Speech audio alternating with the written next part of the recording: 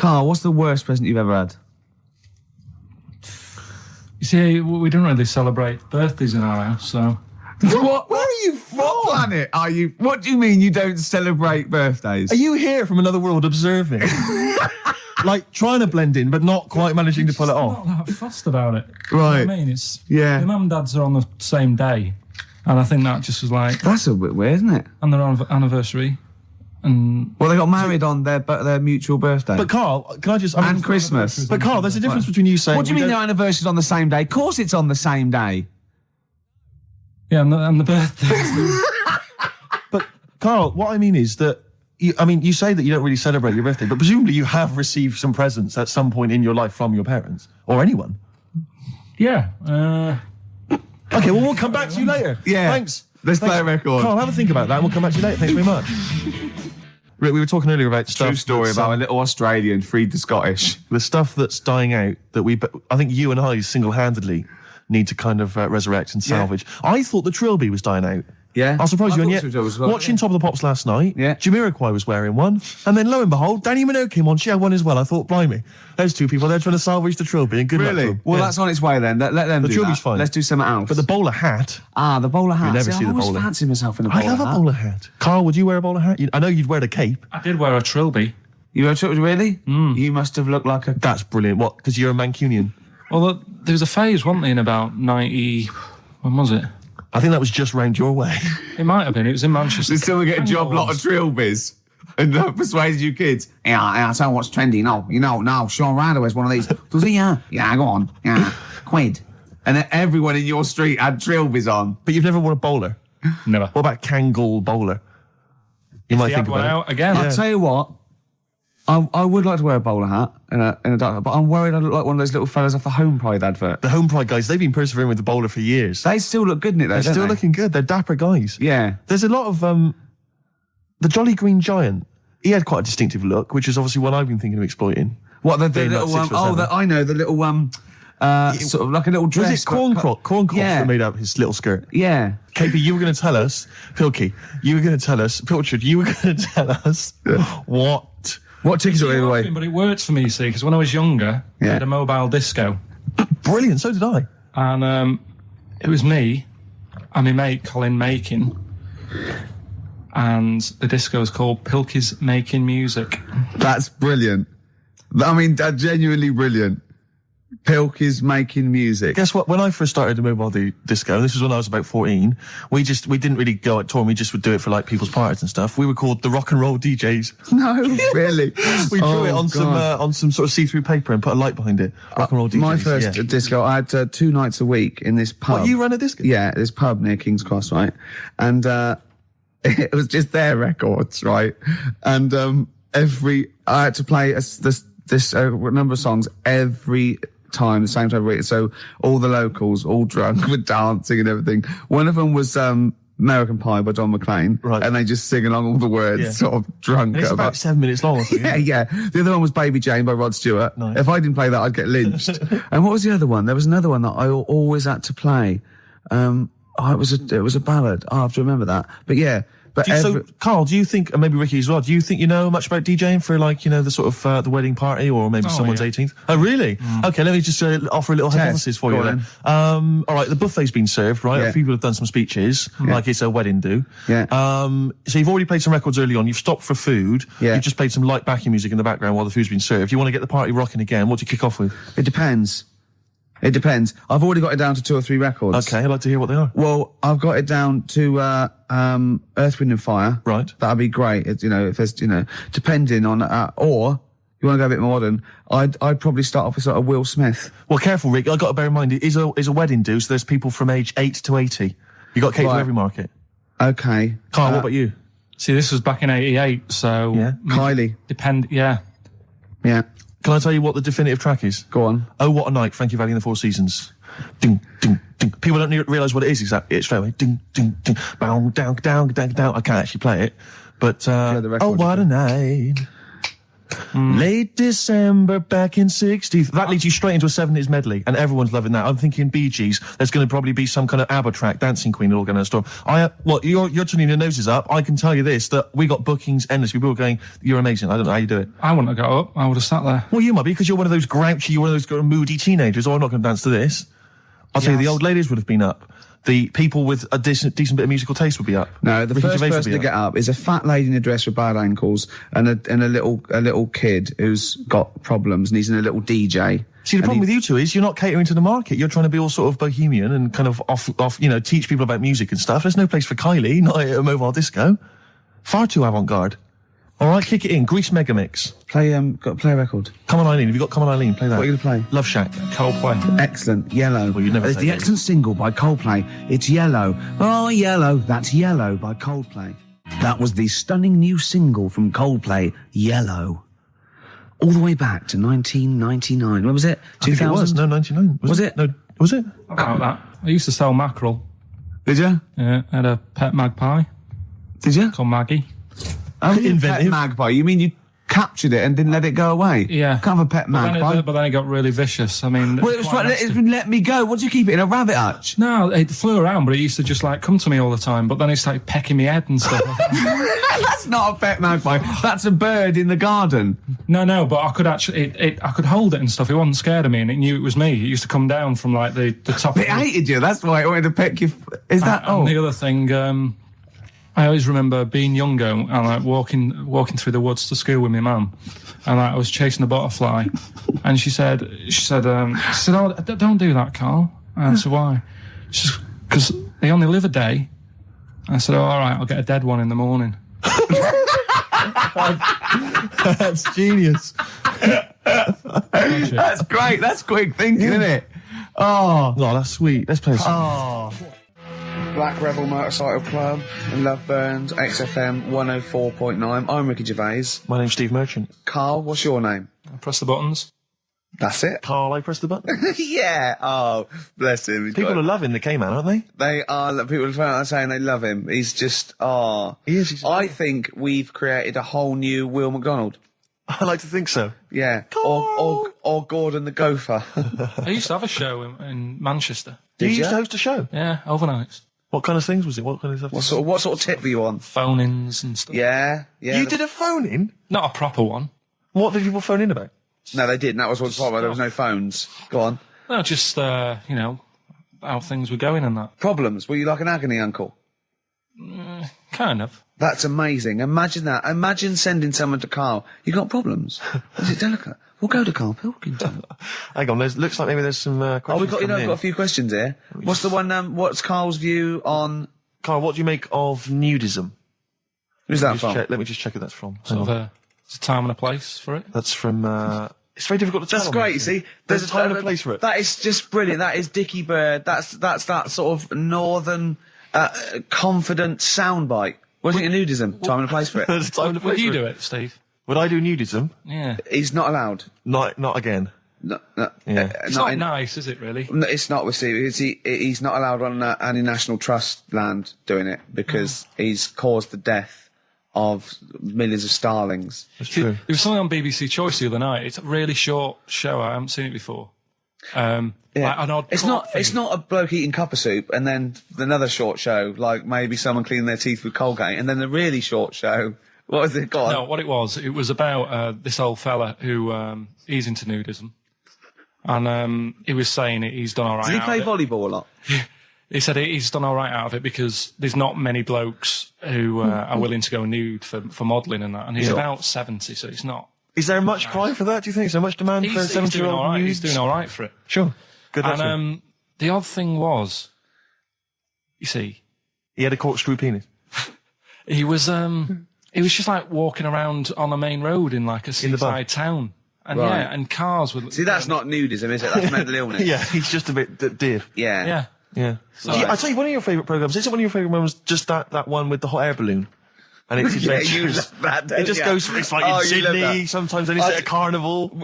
His favourite programme when he was little, he used to watch it for hours, was that little girl by a blackboard with two toys. Yeah. He used to love You that, didn't enjoyed you? that, didn't you? You weren't raised as an experiment and you escaped from a laboratory.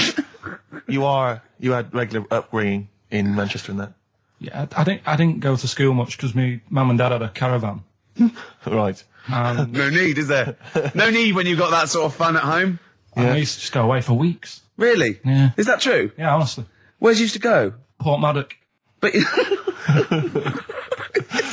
And so you didn't go to school much? No, I did, but not as much as everyone else. no. How many holidays were your parents having? Oh, What was their income that they could... No, my dad used to work nights, and he used to travel back, because to Manchester from Wales, it wasn't that far. And Manchester to Wales? He used to do 4 on and 4 off, so me and my mum were, like, loving it. But what Port Meredith? Port Maddock. Port Just Maddock, down the road from Port Merion, where they filmed The Prisoner. right? Oh, so that's cleared up for me. Yeah, Location-wise. so what did you do then? You were in this little 2-berth caravan on the back of a Cortina estate. Right. Well, what was it? What was the car? What was Granada, Ford Granada. it? Ford Granada. What we talking? 1980. Yeah, 82, 83, 80, right. 84, 85. Okay. Jeez. And you in the car down there, park up. Yeah. What was it? What was Port Meredith? Port Maddock. Port Maddock. Remember Ruth? It's just, Oh, yeah. it's just a holiday camp. Yeah. And had an arcade and a beach. I was loving it. Yeah. But so of the 52 weeks of the year, let's assume, I don't know how many weeks you take off normally for holidays anyway. Let's just say, I don't know, you go to school 45 weeks of the year maybe? Generally, most kids? No. Bit less. Bit less than About that? 42. How many weeks would you say you actually spent in school? Well, how many weeks do you have off for summer? Well, we'll work that out. That's what About I mean. 6 off for summer, about 3 for Easter, about 3 for Christmas.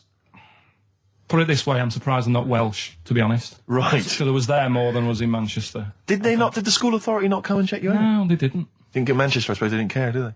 Not really. Yeah. They're lucky you turned up at all. What did you just turn up for the last day when you could take in your best toy? Did you know that when you could take in any game? Just play with everyone else's. Why, I break my stuff. Sure. Yeah. Yeah. No, that's a good Well, this point. answers a lot. This does answer a lot. The fact that you spent most of your time on the beach as a kid. Teachers were no good at my school. We were talking about it yesterday. About So you were teaching them a lesson by going off for the summer. Yeah. Anyway. And did you go to university? No. No. Did you go to sixth form or college? No. When did you leave school? When I was about 15. Right. What, you just went on holiday and didn't come back? I just got a job early, didn't I? Where was it? Port Maddock? Getting there. No, I was a printer. BM Print in Trafford Park. Well, that's great. That's a little interview there. Yeah, little next, there. I'll be interviewing Steve Merchant. What are we playing next? Bit of elbow. Oh, this is fantastic. This is Elbow. Elbow, Asleep in the Back. I think that is absolutely beautiful. I think Elbow are my favourite new group. We've sang their praises many times and they never phoned to thank us. Should they? Yes. Do they? Annoying. Really? Annoying. No, they're doing a good job there. I wonder if they found their lyrics. Because I also wanted to write a song from, didn't I? They didn't take me up on that either, Steve. I'm not sure I'm so keen on them now. Carl, can I have a Jaffa cake? Because I've just found a lump. I think. You don't mean me, do you? No. All right, good. Thanks. Steve. Now we interviewed Carl there. I think we've learned a little bit more about Carl there. We did, yeah. And I'm going to interview Steve now, Carl, because I used to be. You concentrating? Don't put it all in at once. Carl, chew. Chew before you swallow. Careful. All right. I used to suffer with that a lot. What? Not chewing. The amount of times I nearly died as a kid. What? Forgetting to chew. Choking. Sure. Mint Imperials. My mum stopped. Drinking them with water. She'd have to hide them. He's coming out of his shower, isn't he? He's happy Saturdays. He's miserable all week, and he's happy Saturdays, isn't he? Oh, look at him. It's like we get him weekends. Yeah. And he's just happy because we sort of spoil him, don't we? And he has Jaffa cakes and everything. We let him Then on he the has to go radio. and live with his stepmom again in a week. Oh, The no. ones who listen. Oh, say? really? Your girlfriend does, doesn't she, I imagine? She's been away for ages. I know. I imagine she just switches off after a while. But we love you, don't you? We're excited. We talk about you in the week, and we think you're great. So don't just think we're using you as cheap comedy material. I'd hate you to think that, Carl. right. Carl, what? Don't you like us arguing? Is it like mum and dad arguing? Do you get all It's a bit like that. In the caravan. There was nowhere to escape to. Oh no, rattling round. Did you that make any friends when you were down on the caravan site? Yeah, a lot of people from Birmingham were there. What kind of pals did you have? What were their names? I can't remember, it was years ago, but Yeah. they all had rich parents. Right. Like, they had, their own car to drive around the campsite on and all that. Right. Yeah. So I Their own fence. So I'd have a go. And but they were mates, and you saw them every year, did you? Or every 3 weeks when you went down there? Yeah. Cool. And you didn't keep in touch with any of them? No. I'll admit now, I went to the same place in the caravan for about 6 years running. I went to a place called Riverside in Bognor, because someone round the corner from us had a caravan, two-berth caravan. Me, my mum, and my nan. I think I'm really lucky to have had it, really.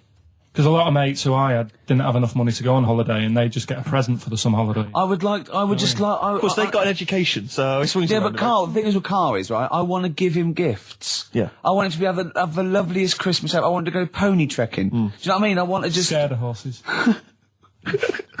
So many things we don't know about Carl. Fell off one out of fate, and the woman didn't know what to do. She couldn't handle the horse. It was running off. I was hanging underneath, getting a kick in the head. No. Really? Now, hang on, what age were you? 'Cause this could explain a lot. I was about 6. That makes a lot of sense. I think we've got to the bottom of it here. Oh no, got kicked in the head by a horse, lived in a caravan, and had to live in Wales half the time. Oh. No wonder this is your favourite time of the week. But also, right, we were playing football, so come and play football, right? And so we were playing Was that football. just in the office, or? Yeah, just in the office before you came, right? And we were sort of kicking it back and forth, and I started kicking it a bit hard.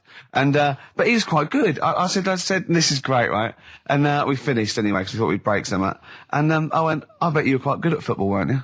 And I actually thought he looked like quite a natural, I thought he'd be good. He's from the north, and I thought that's all he'd have. Yeah, you know what I mean? exactly. Right? And he went, I said, I suppose you're quite good at football. And he turned the quickest flash and went, I've scored once. Right? He said, and that's because I was being chased by a bee. And I went, save it. Yeah. He went, no, I said, please save it. Because I wanted to see that. No, you can continue now. Please tell us the rest of the story. You've scored a goal once because you're being chased by a bee. Yeah, you've done it now, really. I was on the... There must be more to that story, K-Man. I was in the school team. I wasn't that good as a kid at football, to be honest. Mainly down to, I think it's because my dad wasn't into football. Right. And I think that's the way it works, isn't it? If your dad's into it, then you could be a footballer when you're older. Sure. Yeah. Because you're into it. And so I was in the school team because I got on with the other lads. And they let me in the team. Popular guy, yeah. Sure. And I was stood there doing nothing because I didn't really know what to do. I never knew which way I was meant to be shooting. Yeah. Got all that messed up. Yeah. And I just stood there, right, and with my hands behind my back. And something landed on me, on like this part of my thumb. You can't just point, it's radio. It's this bit here. Right, yeah. The fleshy bit, the fleshy bit of the thumb, yeah. And I thought, oh, what's that? And I looked down, and it was a bee. Thumb. Oh, it was a bee, yeah. It was a bee on me. So I start running, Yeah. try to get away from it, and bees, actually something interesting about bees, more chance of getting stung by a bee in windy weather than any other sort of weather. That's incredible. Anyway, so I'm running away. And he said there was no more. Extraordinary. I've already learned many things. You're being chased by the bee. It's So windy. I'm running. It's on your thumb. Is it still on your thumb now? It's sort of gripping onto me like a stag beetle. Clever. Like a stag beetle. I love it. Oh, Or a bee. yeah. So Yeah. I'm running. I'm running towards like the goal. Yeah. Oh God! And the ball comes to me. Yes. Wallop, get it in. Brilliant. What happened to the bee there? Did it sting you? They die, don't they? I mean, ultimately it died, sure, but did that particular moment did it sting you? This was probably about 20 years ago, so I imagine. No. Once a bee stings. So you, did that's it sting? Yeah, but did it sting you? Yeah. Right, that was the question. When did it sting you? When I was playing football. Carl, do you want me asking, you say you're on the school football team. Was there just 11 boys at your school? Well, now you got in the squad. Listen, Carl. All I mean is, at what point in this story did the bee sting you? Straight away? After half time. Play a record, man. Oh, he's the best! What was that illness years ago? Right, there was a couple of lads at our school Oh, yeah. had really big heads Right. and webbed fingers. And webbed fingers. And Sorry, wait. Was that... Hold on, did you find him in a pond? Did they used to be little tadpoles? no, Carl, you're not confusing your past with an old episode of Doctor Who, are you? What were they called, these two? I didn't mix with them. It was just like... Of course not. There was nobody thought anything of it at school. 'Cause it No, was like, sure. you used to it. Yeah, it's the north. There goes the creature from the Black Lagoon again. Yeah. He's late. Brilliant at trigonometry. He's late for double maths. Yeah. But, I didn't think anything of What it. is it called? What is the disease called where two fellas... Are they... Not even related. Rubbish. Not related. Were you near a nuclear power station when you were growing up? Yeah. You weren't really? Yeah.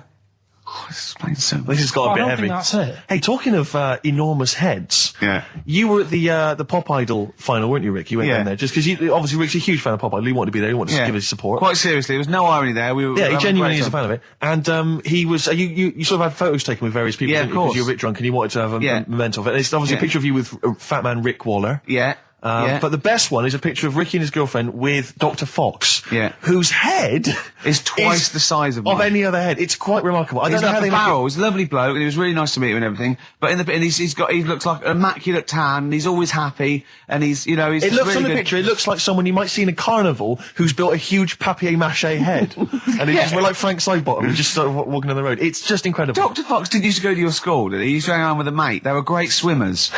They were brilliant swimmers. Oh, God. In the week, I called Karl up. I said, how are you, mate? He went, not too bad. Now, as you know, his girlfriend's been away for ages, hasn't she? Covering the World Cup, the African Nations Cup. She's a sports journalist. Well, yeah. All right. Okay. I love the fact you're thinking, what does that mean? Like, well, she's not much of a journalist, Rick, to be honest. I've read some of her stuff. No, but she's not on air. She does stuff, Yeah. Behind the scenes. Yeah. Sure. A lot of journalists do. You always want to make clear that you're not going out with Kate Adie. That's what you want to make clear, isn't it? Yeah.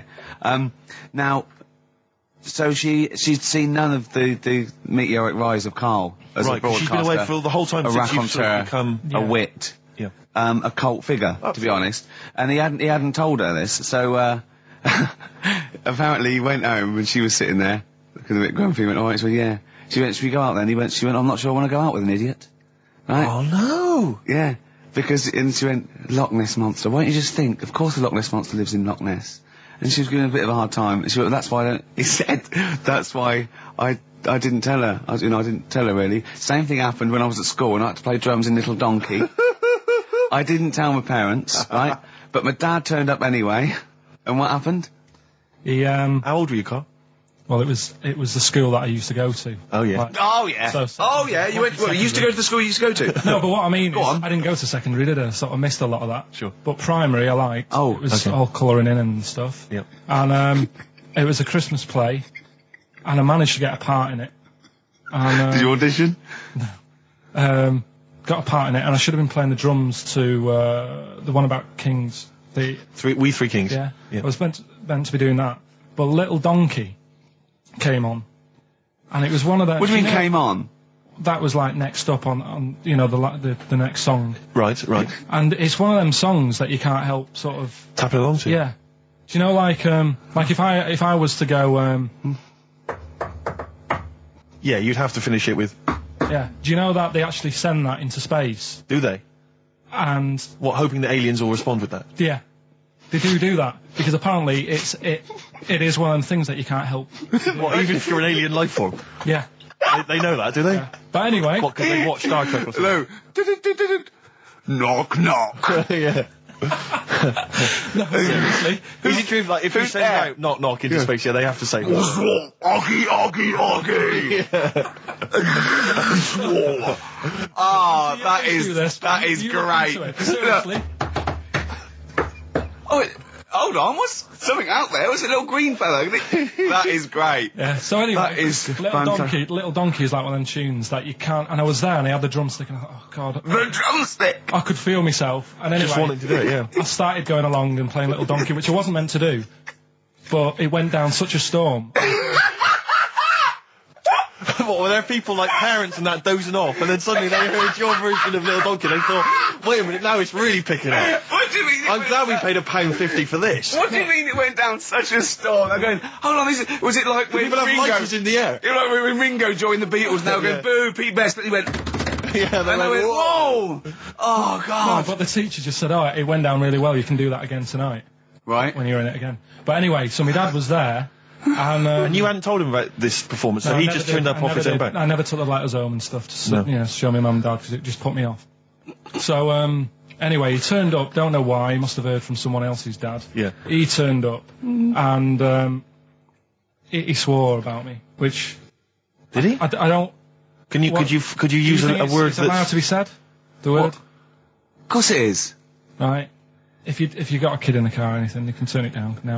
Yeah. Right. But he said, there was a guy stood next to him with a camera, big video camera, filming it.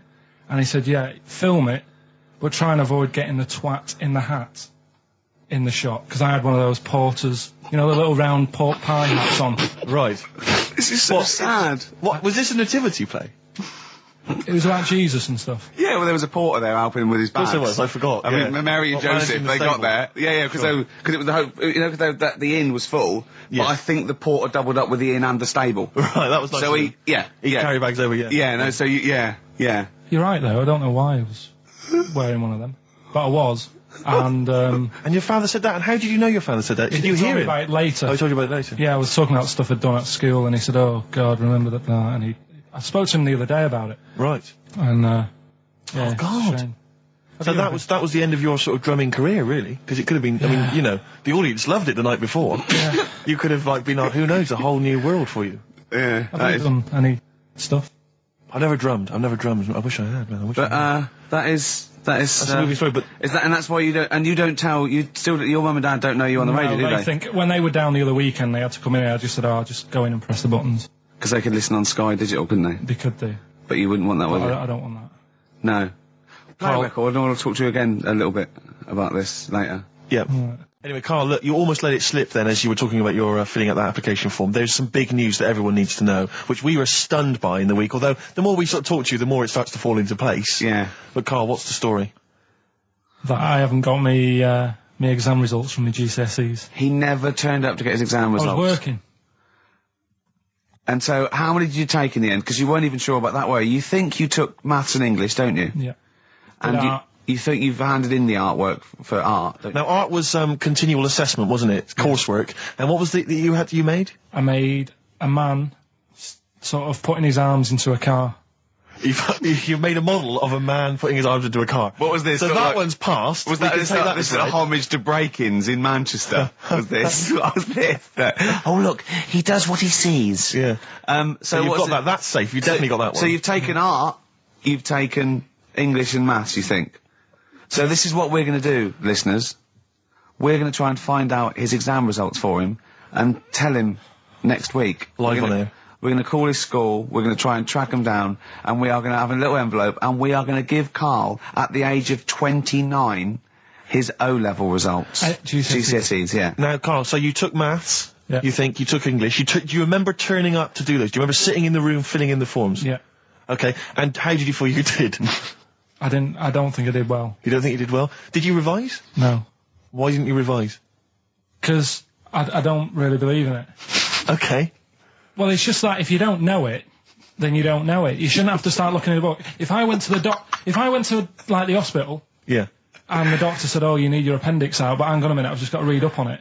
Yeah, that isn't good enough. Okay, he should know, and that's the way I feel about it. To be fair, though, he did do the revision beforehand. Yeah, they don't usually pass on, like maybe like when they're in practice. Yeah, information they took in by osmosis. Yeah, yeah, and bloke comes in and goes, "Can I just see what you did with that?" I goes, "You've passed." Yeah, phew, that's a good one. Yeah. Good job I watched Casualty.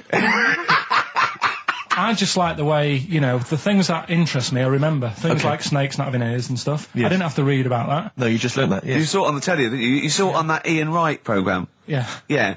And this is what Karl said to me. He said, it's actually, I called Karl up in the week, and Reese was with him. You know, Reese used to be on XFM, and he took the phone, and he went, "Karl's worried, I've seen that programme." He said, "Snakes don't have ears, right?" He said, "So you can creep up on them and pick them up." And he said, "Karl's worried." He said, "How do you ever put them down again?" Because then they know you're there. I woke up the other night quite late. Worried about that. And I said to my girlfriend, I said, "How do you put a snake down?" And she said, "What are you talking about?" I said, "That Ian Wright thing, this guy managed to pick up a snake. And do you know that thing where they clamp its head on a jar to get the poison out?" I do now. Right? They did that, but they didn't show you how they got rid of it. And I thought, it could really get nasty, because it's obviously annoyed that you've had its head pressed in the jar. Yeah. Yeah. Right? They hate that. Now... Especially as it's in front of their mates. When you lift it off, yeah, right, you've got hold of it. Yeah. If you go to chuck it down, it's going to turn on you. It's going to go wild, isn't it? So, I just wondered. Well, what you do is you never put it down, Carl. Yeah, that's why that bloke has got about 11 or 12 just carrying him. Exactly. Yeah, you never put it down. You sling it. Who cares? You just throw it, don't you, really far?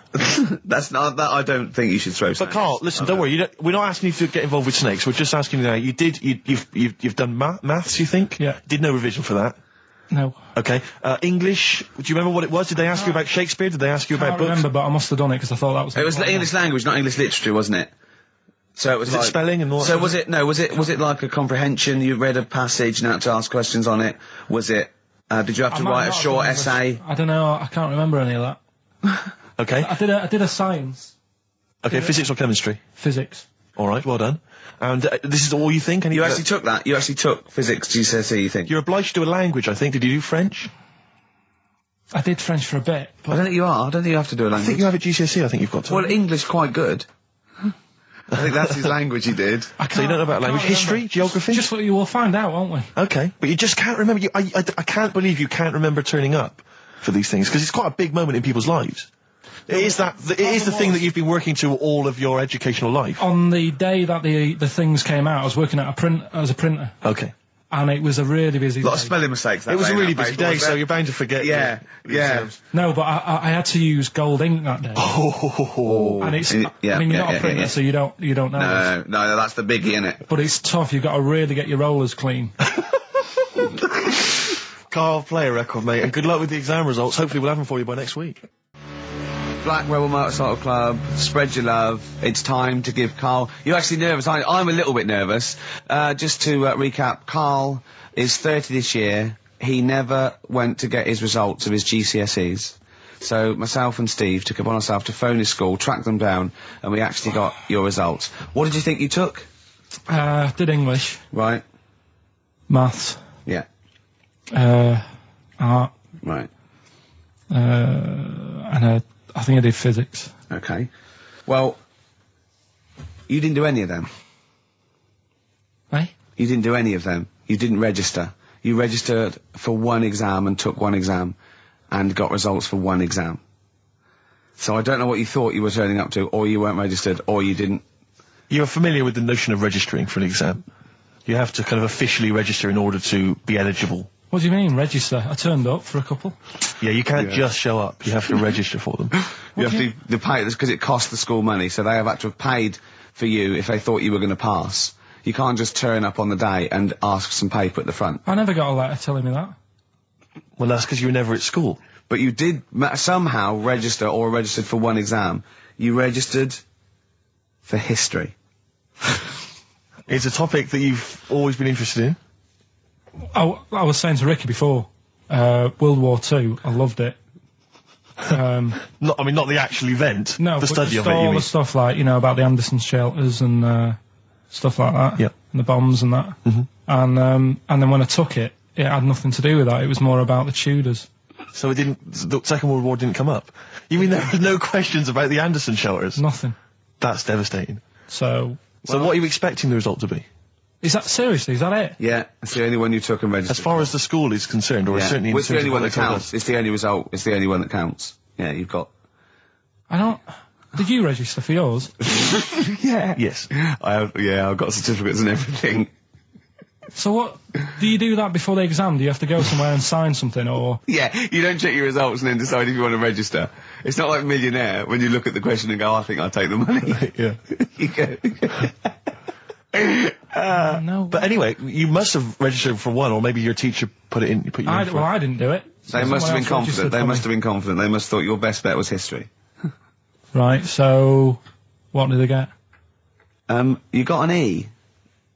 Which I think, technically, is a pass. E?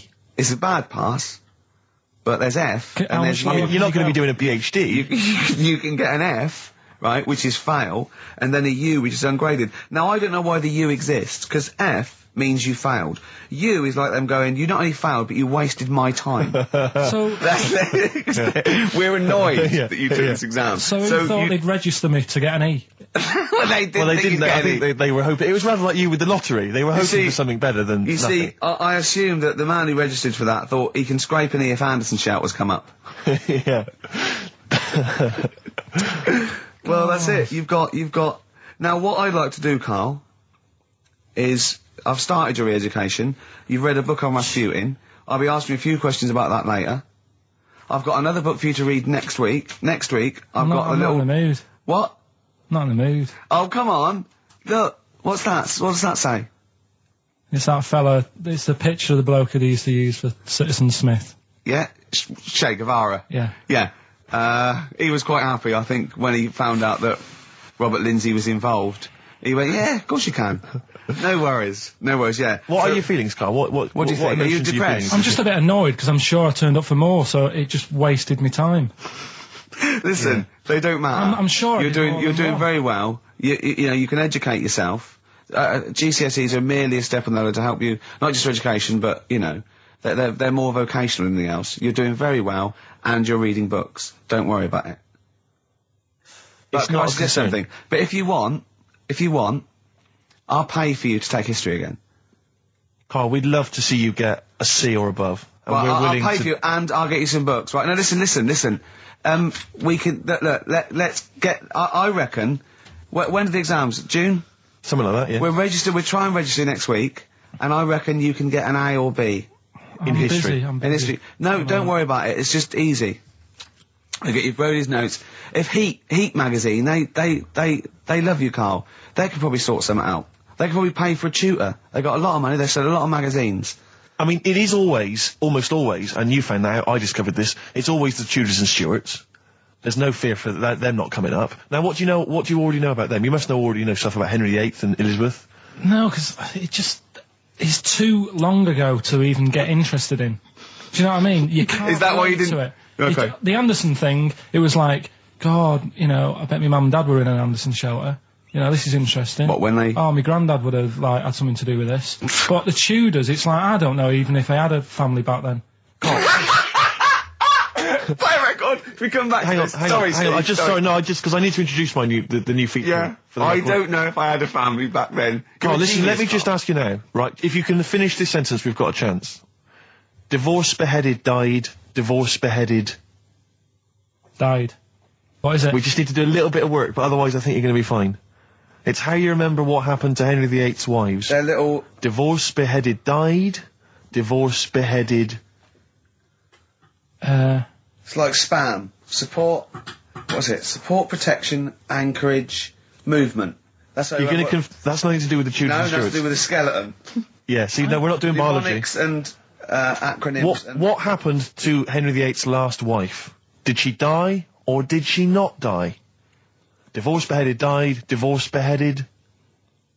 Do you know that the only king that has got a moustache is... No. The only king that hasn't got a moustache is the King of Hearts on the playing cards. What's the record you can play? I want to resurrect the career of a different artist each week. This is an artist who's overlooked by the general public. The red card.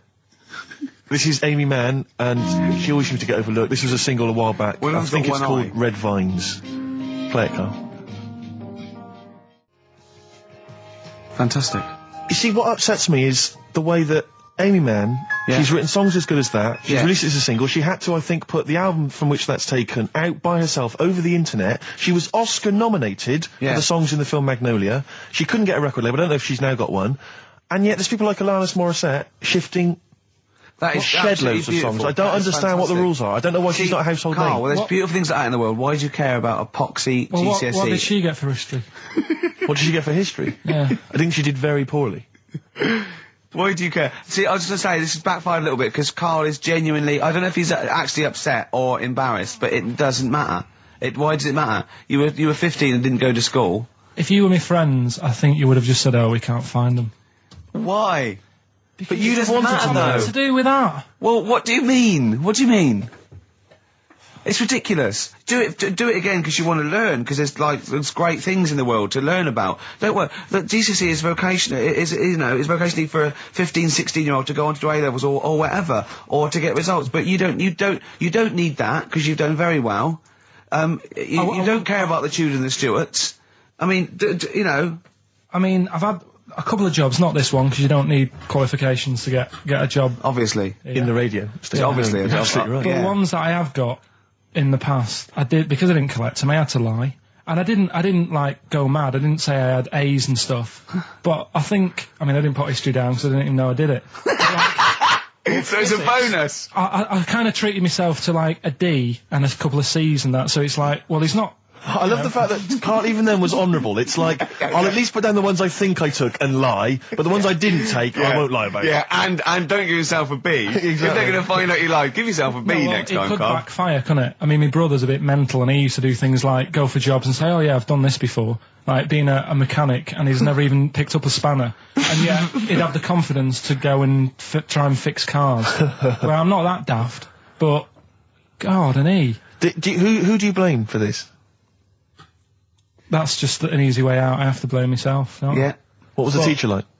Well, there's loads of different ones. I didn't like. I mean, the history teacher, it is my own fault because with her, she's a bit mental, and I used to kind of stop the lesson by saying, "Oh, miss, tell us about your fireplace you've got that is made from a gravestone."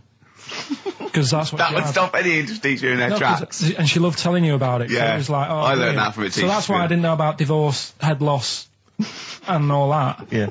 Dandruff legs. Horse, head loss, dandruff legs. But remember now, divorce, beheaded, died, divorce, beheaded, survived. That's all you got to remember. And what's that? That's what happened to Henry VIII's various wives. In order. What does it spell out? No, it doesn't spell out anything. You just got to remember the rhythm. In order in which he married. Yeah, but it helps. It's like when my mum taught me the alphabet. She taught me as like a song. A, B, C, D, E, F, G. Yeah, constant. Yeah. No, not like that. Huh. That's how everyone else could do it, and I couldn't do it that way. Right. What tune did she do it to? It was A, B, C, D, E, F, G, H, I, J, K, L, M, N, O, P, Q, R, S, T, U, V, W, X, Y, Z. Karl, have you ever logged on to Friends Reunited? It was the site that everyone was talking about last year. No. Are you aware of the concept? I've heard about it, but there's no one from school who'd want to see it again, really. So basically, for those that don't know, you have to log on to his website, and then it helps you track down your old schoolmates if they've also logged on and stuff. And we took the liberty, really, of looking on the Friends Reunited site and typing in your school and trying to track down any of your old mates. We didn't get in touch with any of them, don't worry. We didn't do that. We're not going to surprise you with them now. No. But I was just interested to know, like, some of your thoughts on some of the names that I could run past you. I mean, these are people from your year. Just tell me if you recognise the names. Alison Birch? Think I remember. What's your thoughts on it? Don't be libelous. Don't be like no. No. Posh probably did pretty well in history and that. Sarah Morris? God, yeah. Remember her. Go on. You're grinning. What's the thought? Go on. No, just she was all right. She was a popular one. What does that mean? She was nice. Yeah. Okay. Okay. What about Darren Buckley? He was one of my best mates. Was he really? Yeah. Seriously? Yeah. What do you reckon he's doing now? Do you still keep in touch? When my mum and dad were still in Manchester and they had a butty shop, he used to go in because the bookies was next door. I love the way you paint a picture. If you did this in your history exam, Karl, you will walk it. Go on. So your parents had a butty shop. There was a bookies next door. Yeah, and he liked having a bit of a gamble, so he used to. I think he works for some insurance company. Do you think that his fiancée Beth knows he's got a gambling problem? Or that his 2-year-old son Lewis? No. Yeah, they live in Cheadle Holme. Hume. Cheadle Hume.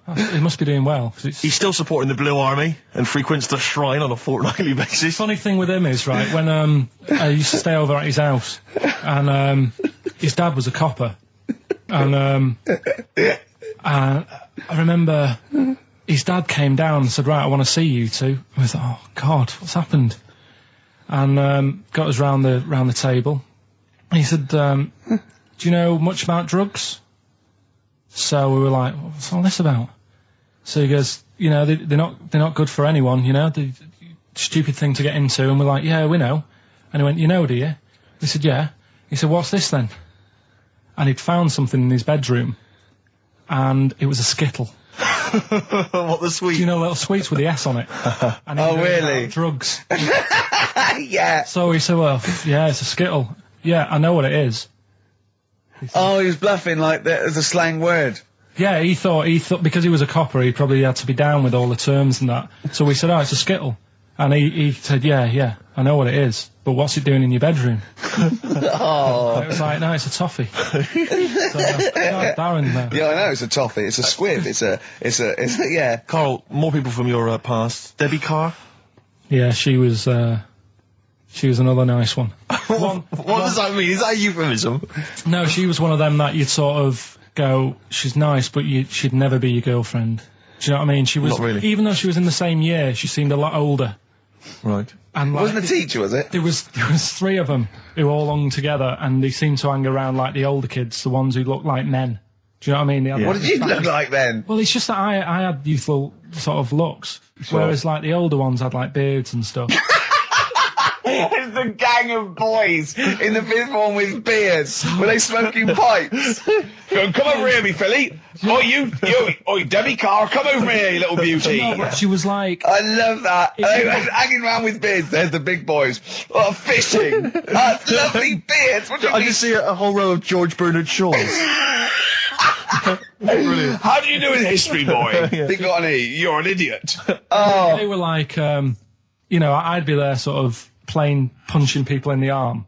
Because we used to play that at that's a school. great game. Oh, I love that. Punch people in the arm. Is that part of the Olympics now? it's I think it was exhibition this year. Right. But it's going to be a pro next year. It's going to be the Winter Olympics because you've got to do it in just a cap sleeve shirt in winter. Yeah. So you're playing that? She, but whilst I But was she didn't doing appreciate that. She used to go, ow!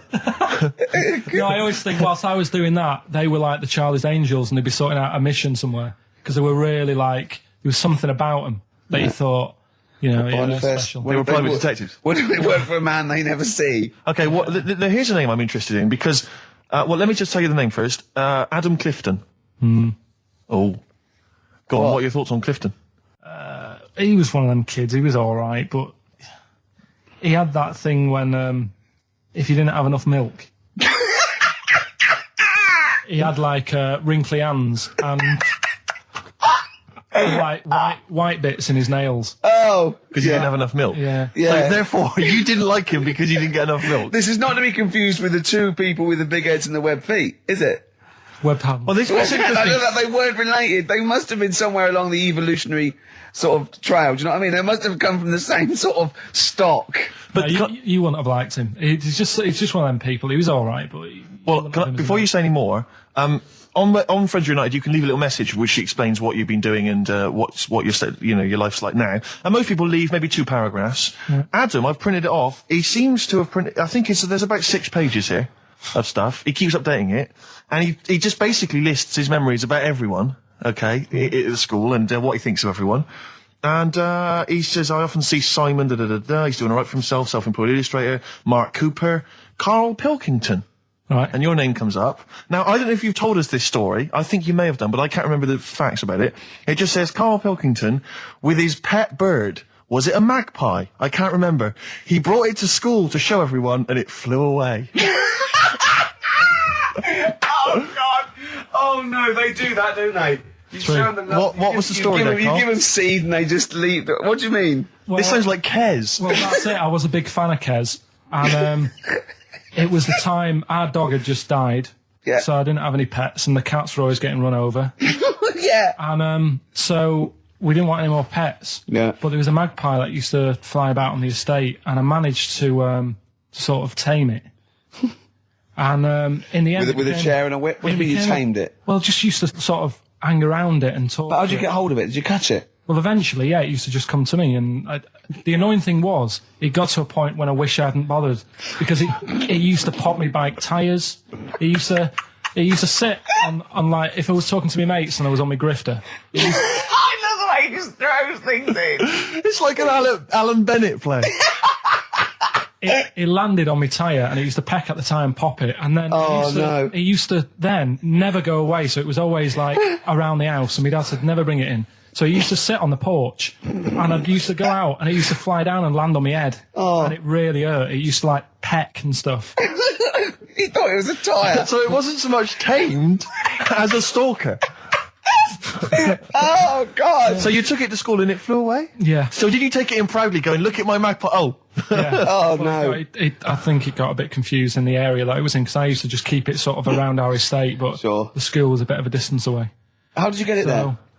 Tying it on my finger. Did you walk? Yeah. Wow. So it was happy there, and then it got to... But it used to be one of those things that people would stop me in the street and sort of go, "Oh, what's that?" And I don't suppose Maggie, called it Maggie. You didn't get Charlie's Angels to go and find out what happened to it? Investigate? Were they impressed? No, not really. No. Carl, this is quite a little insecure sort of chap. And he was just worried about that last bit. He was going, who would ever find that interesting? He was worried about people finding him boring. And Steve said, as I said, it's like an Alan Bennett thing. He went, yeah, but, no one would care about Alan Bennett if he wasn't such a hit maker. They wouldn't care what to say. And we just looked at him for a while and he went, thinking of Tony Bennett. Bless him. Listen, it's almost the end of the show, Carl. Oh, yeah. And it's really been a Carl special. This is a Carl special. Yeah. Well, next week, we'll lay off next week. We have to We're know. not going to... He wants to retire a little bit. Just A few more names that you may recall from Friends Reunited. Go on. Lisa Shufflebotham. Do you remember her? Yeah, she... Was she one of Charlie's Angels? No, she wasn't that nice, but she wanted me. her and a mate Rachel, I remember, I don't know why, but it was some sort of PE lesson where it had to be a bloke and two girls, and they were fighting over me. Could you hear what they were saying? They were just like, I want him, and I was loving it. Stuck in the middle, and they were fighting over me. And then the next week, I thought, I'll sit near them. What sort of game do they play at this school? I don't know. That's an incredible game. But I think... Punch me on the arm. No, punch me on the arm, Carl. They just went through it. Because the following week, I thought, right, I'll sit near them again, because I quite enjoyed the way they fighted over me. But then they picked somebody else, and I don't know who I was with that week. So you didn't get any action with Shufflebotham or a friend? No. And when she got older, she went a bit off. She didn't look that good. She's probably nice now. It's just, I'll say about myself, when you get to sort of the end of secondary school, you do sort of go a bit odd looking. Right. Do you know what I mean? When your sort of head grows funny. I would just love to go back to his school of that era. Just what happened to people, whether, all people sprouting limbs. No, do you know and what I mean? things. When you're like 12 and that, you quite, no, not 12. When you're 10, when you're 7 to 10, you sort of look healthy. And you look at your pictures when you go, yeah, I was a good-looking lad. But then when you get to late secondary school, something happens, and you just look a bit odd. Okay, well, what about Alison Thorpe? Not sure about her. I sort of know the name, can't put a face to it. Damien Comer? Again, know the name, Yeah. can't remember anything. No. Yeah. It's a shame. Well, these are pretty much all the names I could find. We've had some interesting thoughts, though, and interesting anecdotes. Yeah. Anyone in particular that you'd like to say hello to that maybe listening now that I think I would have mentioned Darren Buckley if you hadn't have brought him up. Oh, right. He was like my buddy. Yeah. Did you ever see the Magpie game when you took it to the school and confused it? No. You're joking. That was the end of it, was it? Yeah. So where did it go? Probably to some other kid. Because, actually, it probably got killed. Because if it was being that friendly with other people, some people might have took advantage of it. In what way? Well, there was a programme on the other week about... What, in the way that Shufflebotham was trying to take advantage of you? Yeah. There was a programme on the other week about bear whisperers. Yeah. And some blokes got really friendly with a bear. And then when they were leaving that area where the bear was, they said, we've caused a problem here because there's some bear hunters coming in and moving into this area. And it's going to get a bullet if it acts like this. So they had to scare it away. And that's what I should have done with Maggie. I should have terrified it a little bit so it wouldn't trust humans. Just introduced it to some of your schoolmates, I'm sure would have freaked it right out. Well, the ones with maybe that was heads. why it fled. It didn't see. It didn't see those two fellas with big heads and webbed hands coming towards it, did it? That would have terrified anything. It's like a scarecrow, like two walking scarecrows. Listen, have we got time for a song for the ladies? What's happening? We've not really thought. Quick then, just do it. Just do it. Thanks very much. Well, hang on, no, we haven't lined anything up, have we? I was going to play Mary Lawson and that for you. And then Is this going to be the final track? It has to be. it would be, yeah. We've blown it. We've blown it on the Carl special. We have indeed. I'll play it next week. So Carl there's got an E at history in GCSE. Any history teachers, anyone who can help Carl out, I think we should try and register him and take it this June. So what's your homework for this week? You've got to read about Che Guevara, haven't Yeah. you? The revolutionary leader. Yeah. Okay. Do you know anything about him at all? Have you got any basis? I just know that if you want to use his face on your business, it costs a lot of money. Do you know, like, if McDonald's wanted to have him as, like, instead of Ronald McDonald? How does he do it? Steve, how does he do it, man? Oh, we listen, just play a final record, Carl. Say goodbye and we'll see you next week. All right. See you later. Cheers, mate. Wu-Tang Clan there, Steve. XFM 104.9. I'm Gervais with me, Steve Merchant and Karl Pilkington. Now, I just remember something else, Carl's in the week. I know it's forbidden to talk to him, but I'll tell you this. He was very excited about the Friends reunited. He was a bit nervous at first, wasn't he, last week? But he was really getting into it. And in the pub, he was talking about those people, and he said, I'd never go on a reunion, though. He said, I'd never do that. What, a school reunion? Yeah, and he wouldn't want to see anyone. And I went, well, I said, wouldn't you want to see those two lads with the big heads and the webbed hands? Oh, yeah, these were people you went to school with, weren't they? Yeah. Well, I didn't knock about with them. They were in the class. What were they called? Freaks. Right. Right. Okay. And he said, no, I wouldn't want to see them. He said, because what could you say? Oh, you haven't changed much, right? And he said, they wouldn't go anyway, would they? I said, why? He went, well, they didn't have any friends. Right. And I said, well, weren't they friends with each other? And he went, no, that would have been too obvious. Like they passed each other and went, no, I know it's tempting, but let's not. Everyone would think that's just what we were going to do. Yeah. Let's not do it. Yeah. So they didn't even hang around with each other. No. See, I must say, in my head, I've got something like it's like some sort of extra thing from Blake 7 that they're like some sort of lagoon monster, but they just had slightly oversized heads, did they? See, does your head grow? Your eyes don't, does your head? Because maybe they've got to a point now that it's all sort of caught up with each other. Well, at the time, the eyes were very small and the head was huge. Just a very big head. And the fingers aren't going to change, that's not... They had webbed fingers. It was like the penguin in Batman. Really? Are you sure? No, honestly. Are you sure they weren't wearing mittens? No, seriously. Yeah, it wasn't home economics. They weren't getting some out of the oven, a very hot dish, were they? Every time you saw them. But why were there two, but they weren't related and they weren't friends? I don't know. I suppose it's like asthma and that, innit? Some kids have it. And it just was a coincidence. Yeah, but asthma's quite a common thing. Webbed hands, Carl. Yeah. I don't know. You don't think of it, do you, when you're a kid? You just sort of... when you first see them. Yeah. There goes the frogmen. Do you do that? I imagine you get caught staring at things. Yeah, do you go up to people with problems and go, Mummy, is that a monster? Well, I was telling you one about when I used to go with my dad in the taxi. Oh, yeah. What Tell us happened? this story. Well, Your father was a taxi driver? my dad he had loads of jobs, which he did back then. And they don't do that anymore, do they, people? They don't have variety of loads of jobs? stuff. Sure. But at one point, he had a black cab, and I used to go with him. He used to get a beer crate and put it in the front of the black cab and sort of sit just next to the meter. And anyway, we got this call, and the guy on the end of the radio said, "Oh, you've got your son with you, haven't you?" So he said, "Yeah." So it's just like, we've got to pick up at number 11 Village Lane or whatever. And I said, "All right." And it was this woman. It was like a woman version of the Elephant Man. Wow. The Elephant Woman. Yeah, it looked like... it was really strange because I was in the front of the cab, and when you're a kid, if something looks odd, you're a bit scared of it, aren't you? Yeah. And my dad was like, "Look, be all right." And we're driving towards her. Look, don't worry, son. I've got loads of buns. And just I'll just throw one down the street if you run after it. You're being mean, right? I am a little bit. So how old were you? 18? No, I was about 12 or something like that. 11, 12. And as we got closer to her, it looked like she was holding like a bag of spuds on her shoulder. For a snack. Right. And her head was all a bit mangled and messy and that. And my dad said, "Whatever you do, don't stare at her face." Yeah. And she got in the back. Because you turned into stone. Well, she got in the back, and I had like the mirror, the driver's mirror thing, and sort of having a look, trying to work out. And he said, "Don't stare at her face." I couldn't work out where her face was. It was that weird. Oh, God. So I'm not sure you're from Manchester. I think you're from like Narnia or something. Yeah, you got frog boys walking around. The Lord of the Rings. That got like the claws of a lobster and the head of a toad. Yeah. And you got women getting in with spuds for heads. I mean, what This is This is not the place you grew up. This is mad. Oh, you can't believe it in London, can you? You come down and go, look, symmetry. It must be amazing. It must be a thing to do with upbringing, though, mustn't it? And because again, do you know, I've said to you before, years ago when I was a kid and didn't have any worries, good-looking lad, you go through it a bit, have a few more worries, and you look knackered. Now, back there's a lot more worries and stuff, so you get a lot more freaks.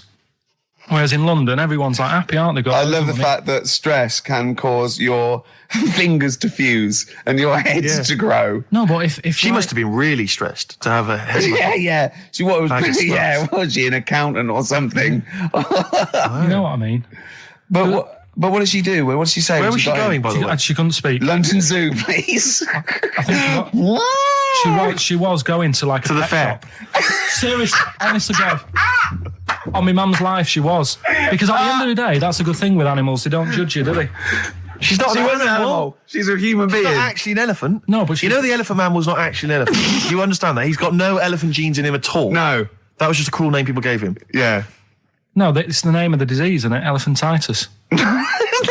Look, so listen. So this woman, why was she going to a pet shop? She was going to a pet shop. What, to find a husband? Is this true? No, it is true, yeah. Oh, God. I'm not taking the mickey because it must be so really bad for you. Of course it is. Carl, I'm going on to you today about cutting myself shaving. Yeah. I was going on about that. To think that she's probably not alive now, but to think...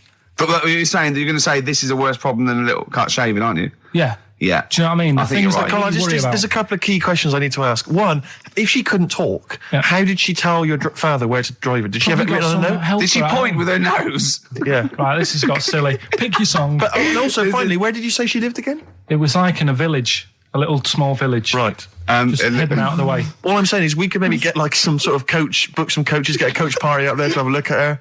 Take some photos. And now you can make some lemonade. The offspring of a woman and some spuds. Yeah. Please enter at your peril. Should it give me a shiny shilling? It's the best of. You've been voting in all week, sending your emails.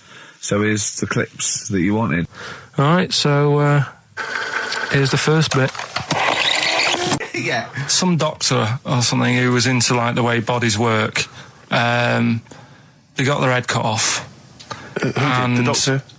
Yeah, he was doing a bit of an experiment. And he cut his own head off? Yeah. Okay. And it was about, he said, when my head's in the basket, I'm going to blink my eyes. Right. Okay, sorry, hang on, let him finish. And, so the doctor has chopped his own head off, and he's told everyone, I'm going to blink my eyes. He's in the basket, and he goes like, right, I'm going to blink my eyes about, as many times as I can.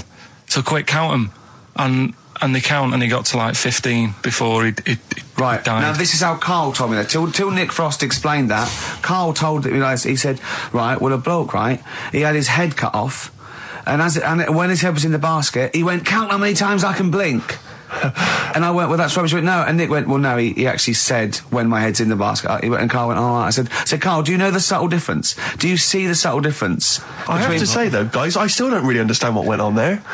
You've both lost me. The story is that a bloke who'd been found doing... you mean that Karl just explained it and that was a clear version? Because I still don't know what you're talking about, Karl. Well, this bloke had his head cut off for experiments against God. He was a doctor in the, in olden times. Yeah. And when they cut his head off... Why did they cut his head off? Because it was... he was executed. Crimes against... Exactly, he was executed, yeah. And he said to his assistant, when my head's in the basket, I'm going to blink, count how many times I blink and write it down as an experiment, right? Karl told it to me, like his head was cut off and he went in the basket. And when his head was in the basket, he looked up and said, count how many times I blink. Yeah.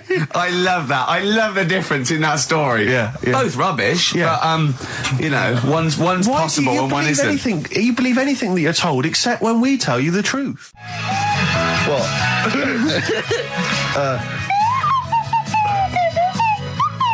Someone's left one of those little things in here. It's brilliant, isn't it? It's amazing. What are they called, those things?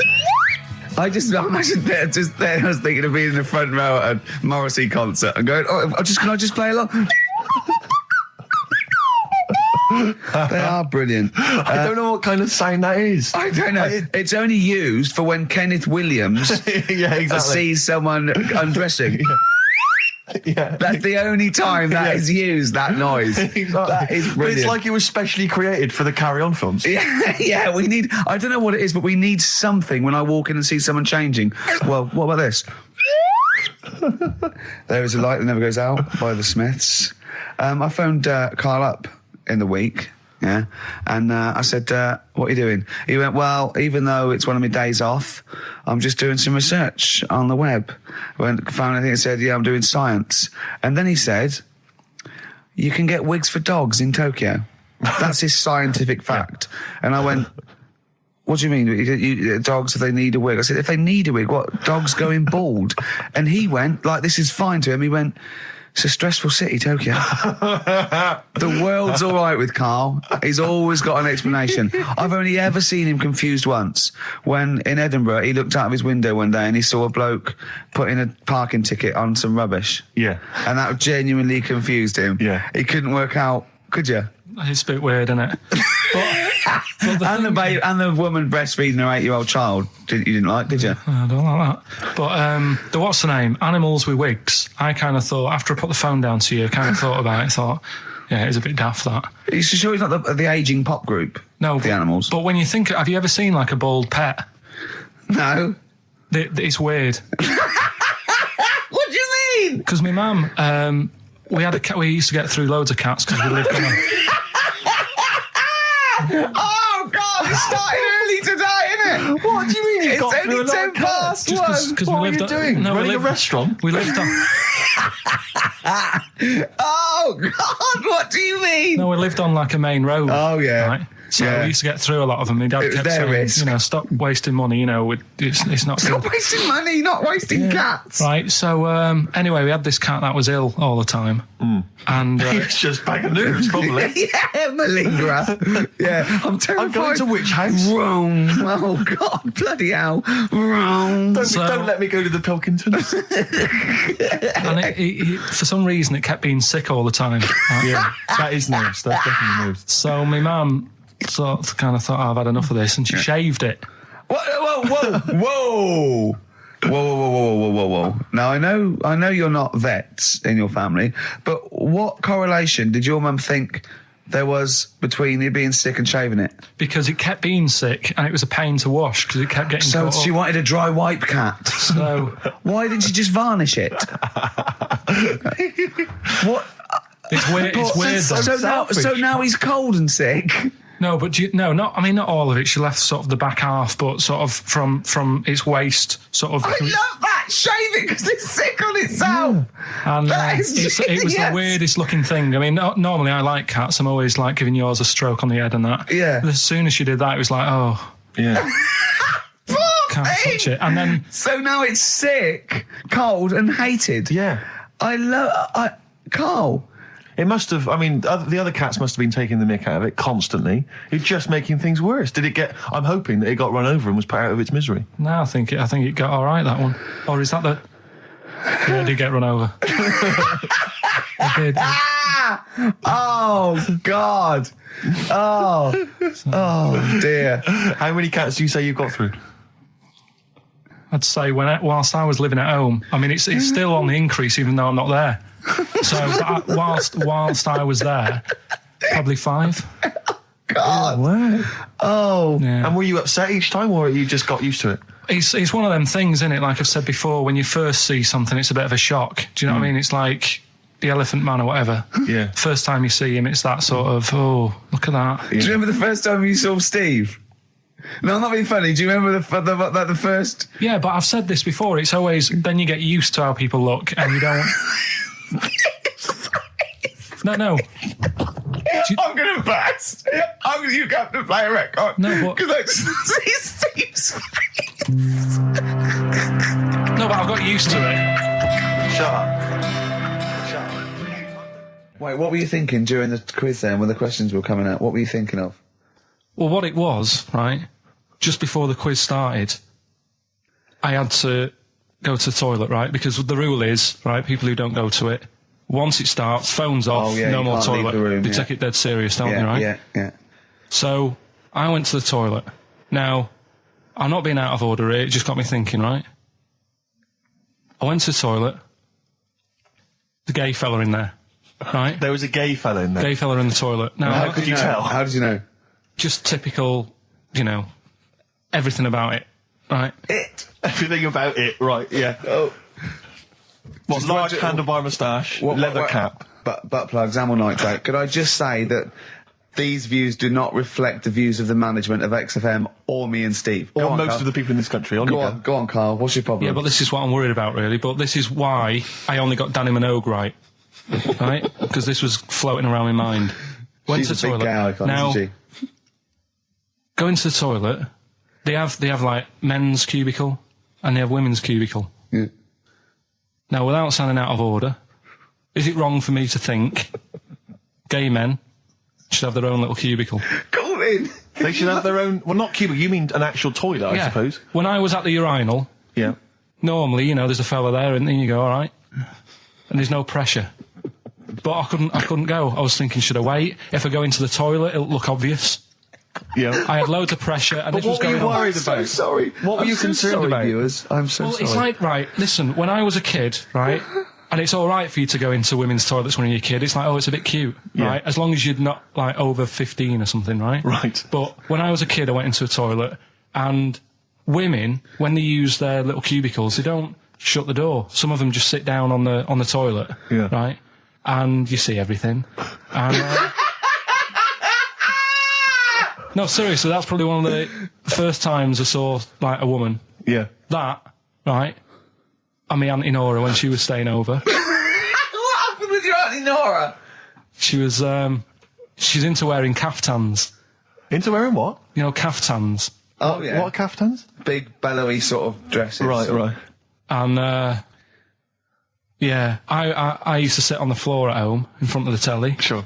She was on the chair behind. Yeah. She did a bit of a sort of a Sharon Stone scene. Oh, God. Yeah. Did you see it? There was no underwear. No. What age were you? What was it like? What age were It you? was like a ripped tennis ball. What? Right, we're off air. We're off air. Either that or put us in for the Sonys. This is the Best Of Show on XFM 104.9. I'm Ricky Gervais, with me Stephen Merchant. Yes. I hope you're enjoying the Best Of. Oasis, Live Forever on XFM 104.9.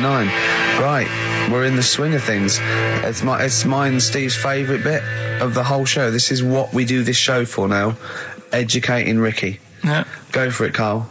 As you said, learning can't be fun. Yeah. Yeah. Okay, I'll go for the one... What's the one about the butcher, going down the butcher shop? You've got to get your kit on, we're off down the butcher's. Yeah. You going for that one? Yeah. Well, do you know the saying, don't let the cat out of the bag? Yeah. Do you know what it means? Yeah, well, don't give away a secret. Right. Well, do you know how it came about? No. Well, ages ago. Before, like... Ages ago. 17th century? Yeah, before, like... Yeah, 17's good. Yeah. Before, like, proper butchers and Dewhursts and supermarkets and that, you used to get these blokes who sold meat. Right. Butchers, they were called then, I think. Yeah, but the difference was they didn't stay in the same place, they moved about. Right, so they'd turn up on a street corner, and he'd have, like, loads of carrier bags of, like... Carrier bags?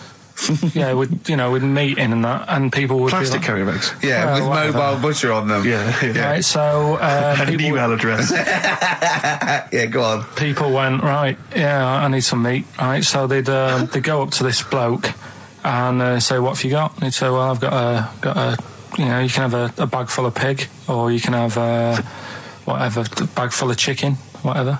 Yeah. And they'd go, yeah, how much? They go, call it a fiver, whatever. Yeah. And they'd buy them, and to make more money, they didn't always fill the bag with what they said was in it. Oh, I thought that might be the case. Right? Yeah. So what Did they used ever to do... put cats in there? Yeah. But I don't see what... Okay, so sometimes they would put a cat in the bag and pretend it was chicken or whatever else. Yeah, so... But why was a cat any cheaper than a chicken? Because cats are wandering around the streets, aren't they? Chickens aren't. So they'd get a chicken, they'd put a chicken on the top so that when they look in it, they'd go, yeah, that's all right. Got a bag full of chicken. They'd get home to make the dinner, and they'd be like, what are we having tonight? And they'd go, well, you'll never guess. And they'd have, like, well, you can have a chicken leg, and... but it would be a cat. Yeah. They'd have to defrost a pizza. Yeah. Did they mind that they were eating cat then, in those days? He didn't say. He just was saying about the saying, don't let the cat out of the bag. It's like, if they see that, they're going to go mad. I'm mildly disappointed with this story. It's all right if it's true, but there's something about it. It's just... I want to know more. He always leaves it... Is it Carl doesn't quench your thirst for knowledge, he creates more. I don't know if that's a good thing or not. Well, yeah, he's like the pot noodle of information. Yeah, do you know, I want to go... I'm not nourished by it. It's if for every fact he tells me, there's 10 others that spring up that I have to get clear. Well, so it was the people that were doing this, it was the dodgy butchers that coined this phrase. Were they saying to each other, don't let the cat out the bag? I.e., what I mean by that, Jack, is don't let them see the cat, what we've stuffed in there. Yeah. Dodgy butcher, there's another phrase, isn't it? So that's the first one. Is that a euphemism or is it dodgy butcher? As his meat delivered round the back. Sure. So that's that one. So let's get your kit on. What does that mean? It's a euphemism for homosexuality. Okay.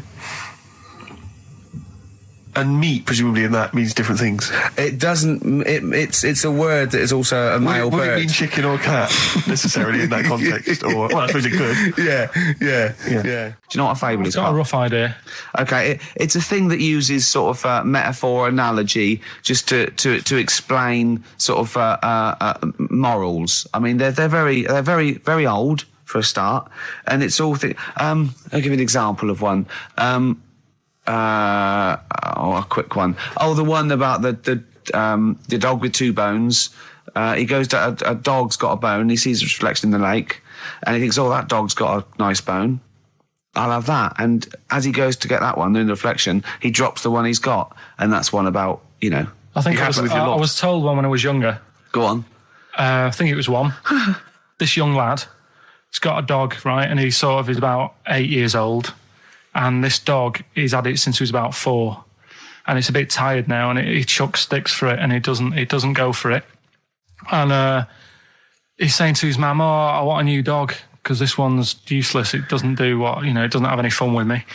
So they say, "Oh no, but Rover's a good little dog. You should look after it." And he's like, "Oh, I don't like it. I want a new one." So they buy him a new puppy, and it's running around, yapping about, and he's loving it, and he's playing around with it in the grass. And then one day he goes to the park and he's messing about and rolling about with it, and he falls into the lake, right? And the little puppy's like yapping at him, and he's going, help me, the little dog's yapping. And then the old dog comes and gets his collar, and it pulls him out of the lake, and he goes, "Oh God, why did I forget about you? You're the better dog." And he loved that one again rather than the puppy. I got a feeling that was Lassie. Well, yeah, that was an episode of Lassie. What's the moral? What's the moral there, Carl? What's that telling? What's that explaining through analogy? Sort of, don't forget the old. Look after old people. I remember there was one I heard once about a young boy who got trapped in a lake inside a cage. But he loved his trainers so much. He wasn't going to get them wet. But even though he had to get out there, and even though he thought that was the important thing because it's material value, he actually drowned, and the trainers were no good to him then. I woke up this morning, feeling fine. It's not a blues song, and I turned my phone on, and it was from Karl, and it went, "Forget it, I've made my mind up." And I thought, wow, what is that? And I forget it, I've made my mind. I went, "Karl, what is it?" He went, "Oh no, it's about the text I sent you last night." I went, "Well, what was it? I just got this text." He went, I was just wondering, I was thinking last night. He said, supposing you had to have your hands removed. Sure. Right? And the doctor said, well, you can either have them stay like that with stumps, or I can sew feet there. What would you have? And I was bleary-eyed, and I went, the stumps? He went, yeah. I went, all right? He went, yeah. And then what was his follow-up text to that? And then I got the text, it was obviously before it, and it went, and it was like quite serious. What would you do if surgery not doing your hands? Would you have stumps or the feet? Right? Now the way, when I said he's made his mind up, and I went the stumps, he went, yeah. I think secretly he decided on the feet, but was too embarrassed to tell me. There's a little bit of what would you do? Because But why did you think of this? Why did you think of this? Girlfriend's away, right? Yeah, no, that's not why you start thinking bizarre surgery devices. Right? I'll let you into my little mind, right? Last night, I had some beans on toast, right? She was away. It's good already. She was away, she had some beans on toast, she went wild. Yeah. Right? Now, I was stood up, I live on on a high street, right? So I'm washing up, I'm looking out the window. First thing that had my attention is, I can look into other people's flats, right? Yeah. And it was weird how all these different lives were going on, I was watching them, and everybody had the telly on and was watching Volcano, right, which was on last night. Right. And I thought, that's weird, right? I can see them all watching it. And it was like a little Chinese lad who was dancing around in some underpants. And then there's a little old woman who lives downstairs who was reading a book, and she's always reading a book every night. And it's like, I have a better life than her. And then there's like some sort of bouncer who's always getting ready to go out late at night with all the black on. He looks like a bouncer. So I was watching all this life going on. I thought, did you witness a murder while you were doing this? Yeah. It was like that sort of Sliver film where that bloke had loads of tellies watching people's lives. So that was going on in my mind. And then I was washing up and I picked up the plate and I thought, it's amazing, isn't it?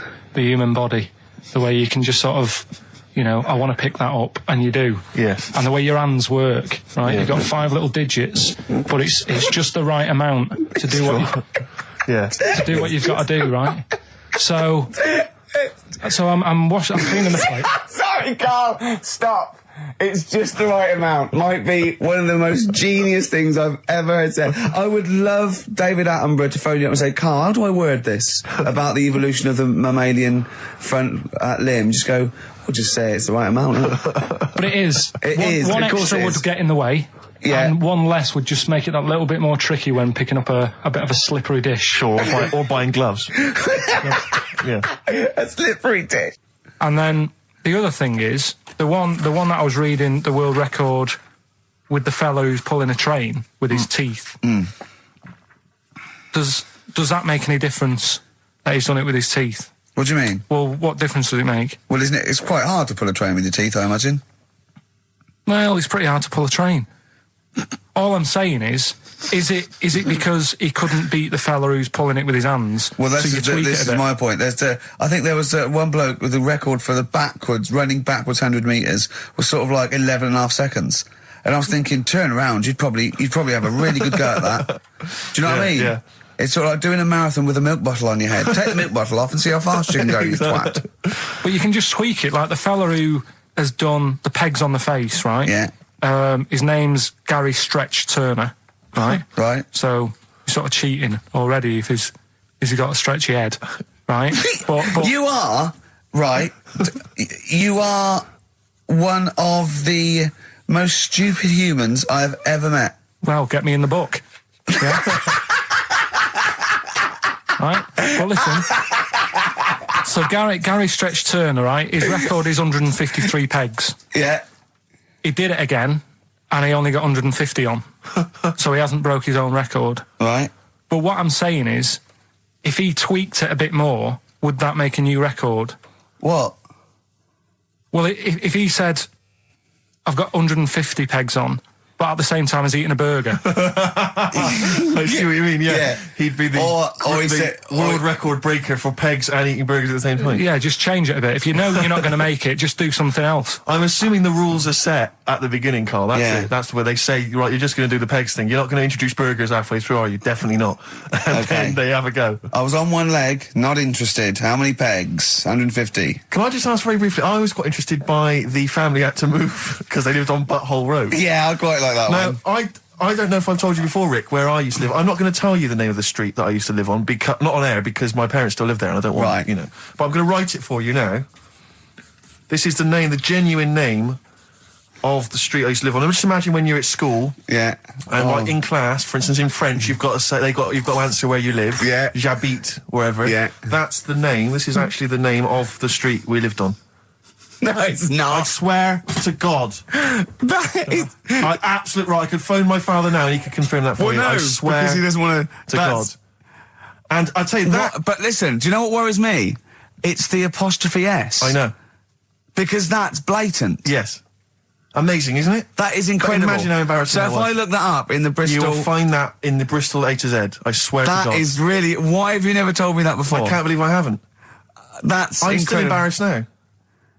Do you know, whenever I have to phone up, if I have to give that address, I always spell it instantly. Really? Like, somehow that'll hide it, that'll disguise the name. But I can't get over that. Anyway, if you perhaps live in Tits Avenue, yeah, or... Wanklin Drive. Wanklin Drive, just get in touch. Let us know, we're not really interested. You've been voting in all week, sending your emails, so here's the clips that you wanted. Carl, you're making noises while I'm talking. Yeah, but you do this all the time trying to wind me up. And I'm not saying Manchester's the best place in the world, but what I'm saying is there's bits of it that I really miss. Yeah. Like last Sunday, right? When I'd met up with Ricky, we had spaghetti bolognese, which was all right. And then I said to him, I need some soil. Damn, I wish you'd invited me. It sounds amazing.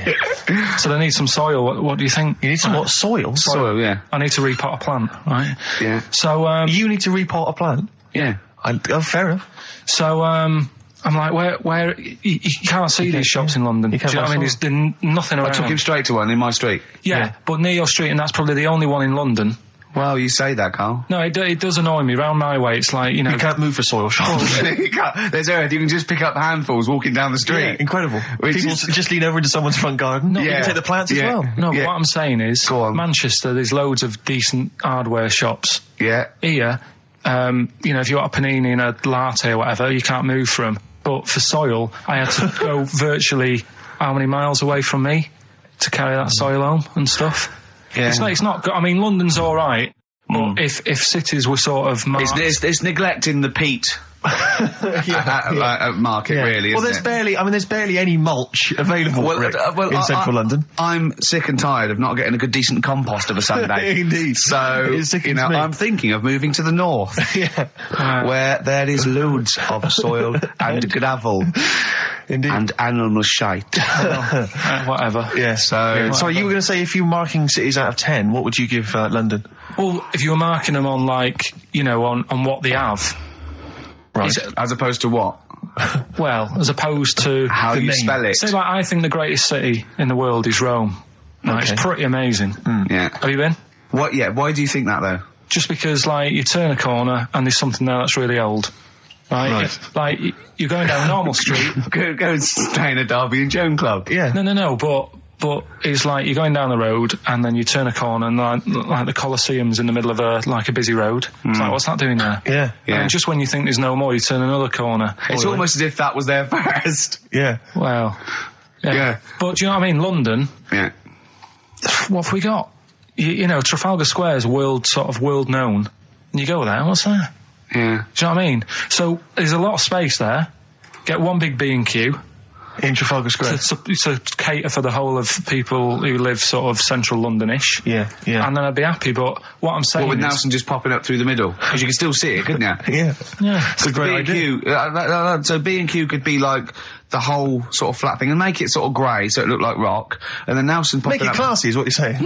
Yeah. Stone clad it. Yeah. So it looks like you've made an effort. Exactly. And then you can pop in and then you can go out and go, oh, look, Nelson's column. Oh, look at that. Isn't Nelson? Oh, look at that. The victory.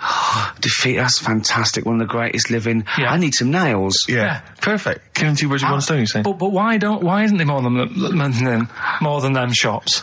Because when I went into yours, every time I've been in there twice now. The first time was to get a shower head. Right. And I went in there, couldn't resist buying something else. I ended up getting some super glue as well. Blimey. Hey, big spender. And then, last Sunday we went in there, got 2 bags of soil. Not one, I bought 2. Yeah. And I bought some scissors to cut plants with. Secateurs. Well, you never know when you want, you might need more soil, I suppose. Well, I've got You've stocked out now. Where'd you keep it under your bed? Sorry, this isn't going out, is it, this conversation? It's not going out on air. I got a feeling it might be. You're joking. We better play a record. Okay. Play a classic. Right, we've got who's that on the line? It's Rob. Rob, are you a doctor? I'm a final year medical student. I'll be a doctor in 2 months, touch wood. That's close enough, isn't it? Yeah. Excellent. So, where do you study? Do you want to give more details, or do you want to remain anonymous as you're calling in to I study at Barts Hospital. All right, great. So, why do GPs sometimes put their finger up a man's anus? To see what's there. If you've got hemorrhoids, if you've got an enlarged prostate, it's either that or they stick up a big tube and have a look up with a light. What? And it's easier to do that. Now, are you dumbing this down for us, or are you going to fail your medical exams by saying stick up a big tube with a light? I'm dumbing it down. Okay, come on then. We're all intelligent people here, and Carl. So you tell us what's that called? It's called a sigmoidoscope.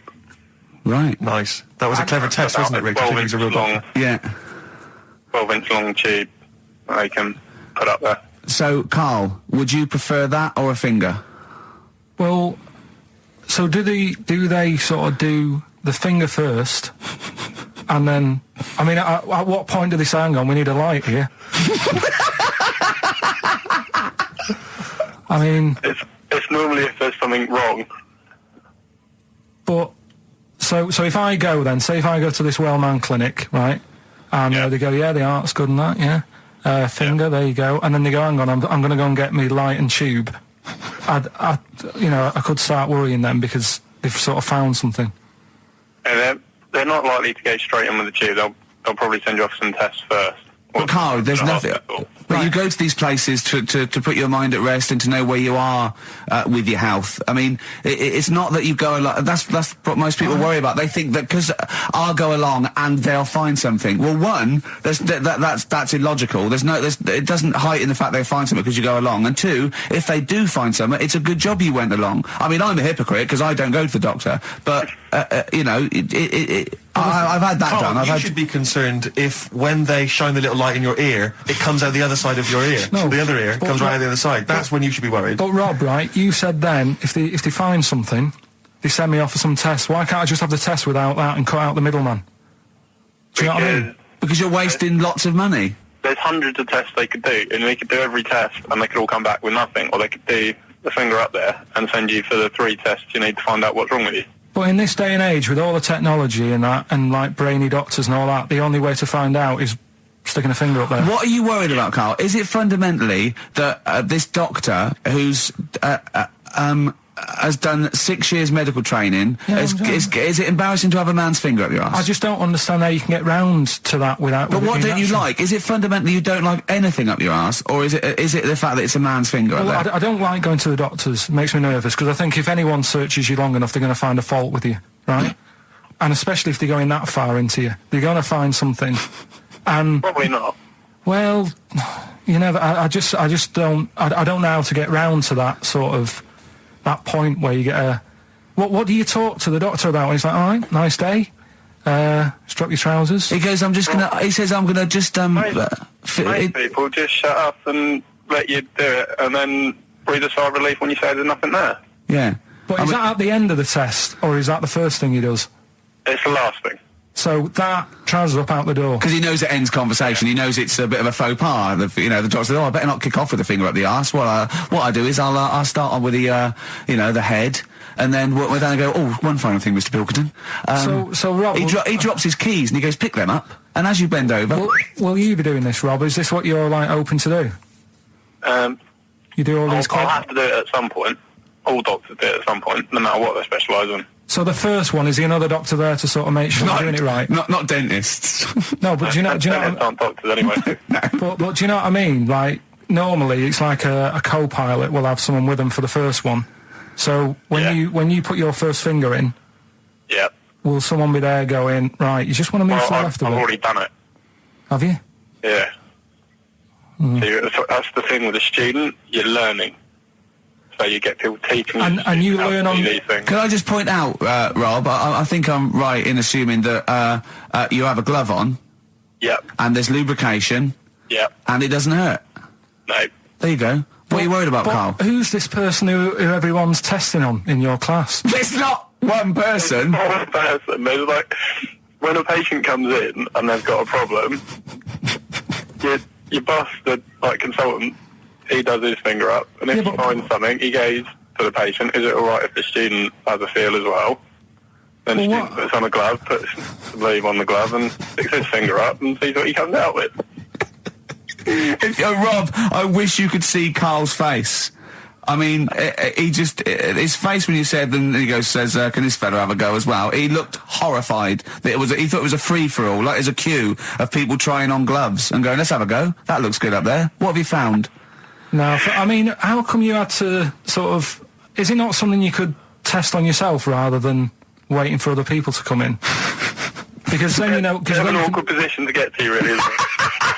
Well, but you can have a good rummage then without feeling too awkward, but to sort of have a go on your first patient when you don't really know what you're looking for anyway, do you know what I mean? Never really thought about it. Because you don't... If you've never done it before, you pop your finger in there, and you've got to sort of look. You've got to have an expression on your face, like you know what you're finding. Well, they can't see what you look. They can't see your face. You got the big boss consultant man going, now move your finger there, and you'll probably feel this. But he's just done it. He knows what's there.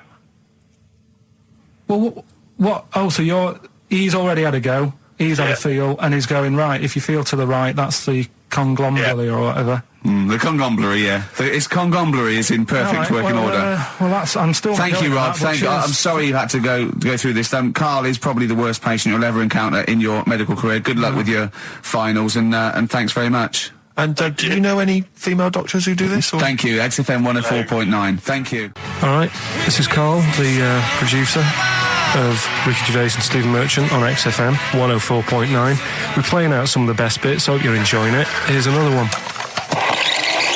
Can't concentrate now. Oh, well, he's all stressed because the lady from MTV is here. She's going to film his little face. So the things he said in the week, he was so worried. He's got worried about the spot on his head. That won't come out. Just you got your best side. It's on that side. That's all right. All right. Yeah.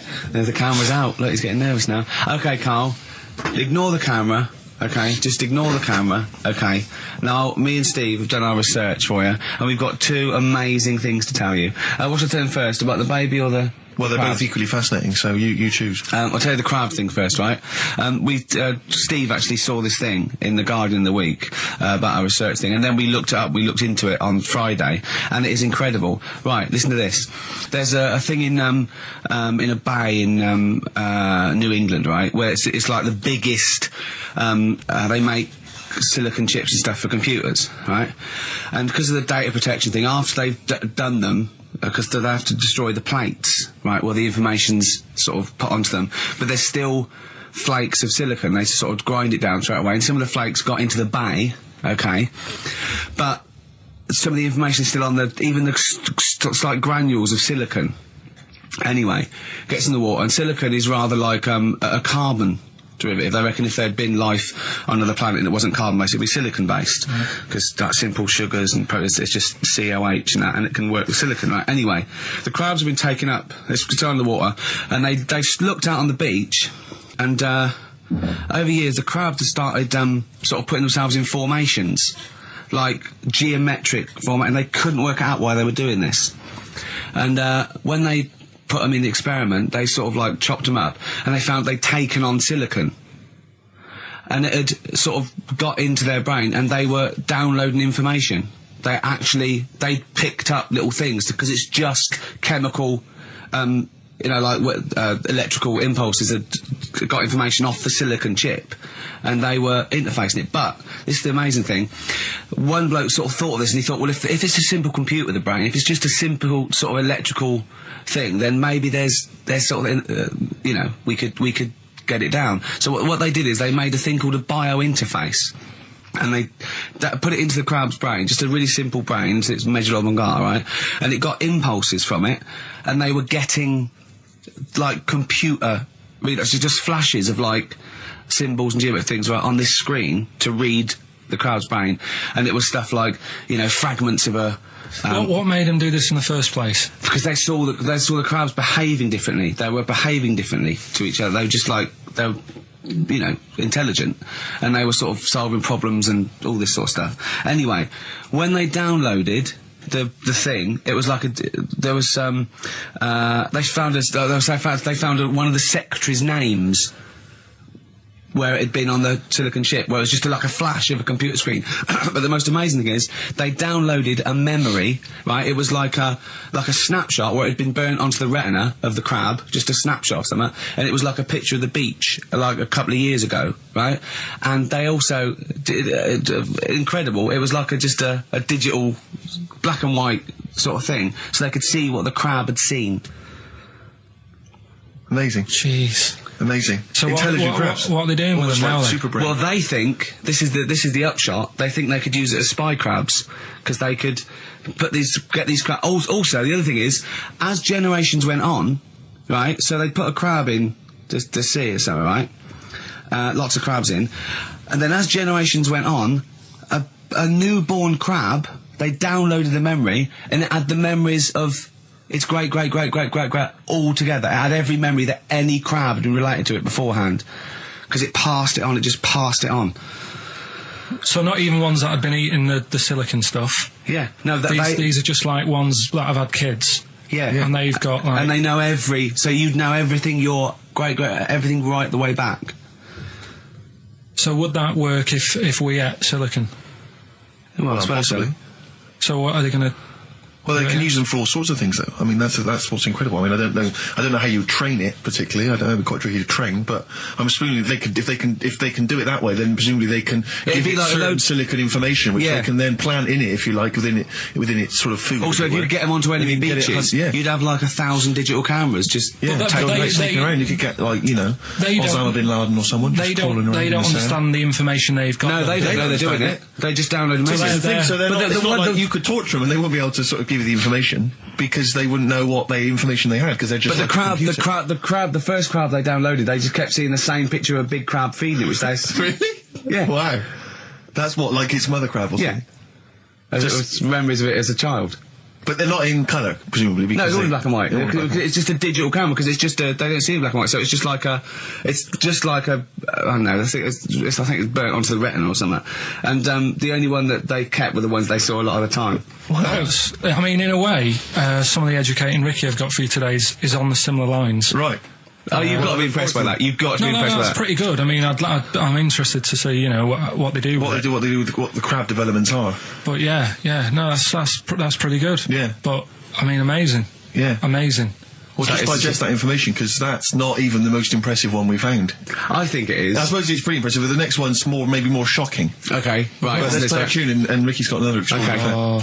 Have you actually punched anyone yet? Have you actually? Not any. No, I haven't punched. I've punched pads and I've punched the bag and I've sort of sparred and that. I know you're going to get a chance to punch. Well, as I suspected, my punching power was all right, but my fitness is. I mean, it felt like I was smoking. Yeah. But there's bits of lung that haven't had oxygen in them for 20 years. Yeah. And it's ridiculous. And also because it's not only it's being filmed, but there's other fighters there that are ridiculous. They're like machines, right? And it's that thing. I can go right. I can come out on top, but die now of a heart attack, but never give up. Or I can sit down and go, I'm sorry, I feel ill. And I chose that one, and of course they took the mick. Well, of course. But I mean, soon. As I said, I haven't got the respect yet of the boxing fraternity. But how long have you got then before? 4 weeks. Okay. So and do they think that they can turn you around health wise in that time? No, they're being realistic. No, they're going to they're going to teach me the basics and see how it goes. Right. But I mean, and each round is 4 seconds. Is that right?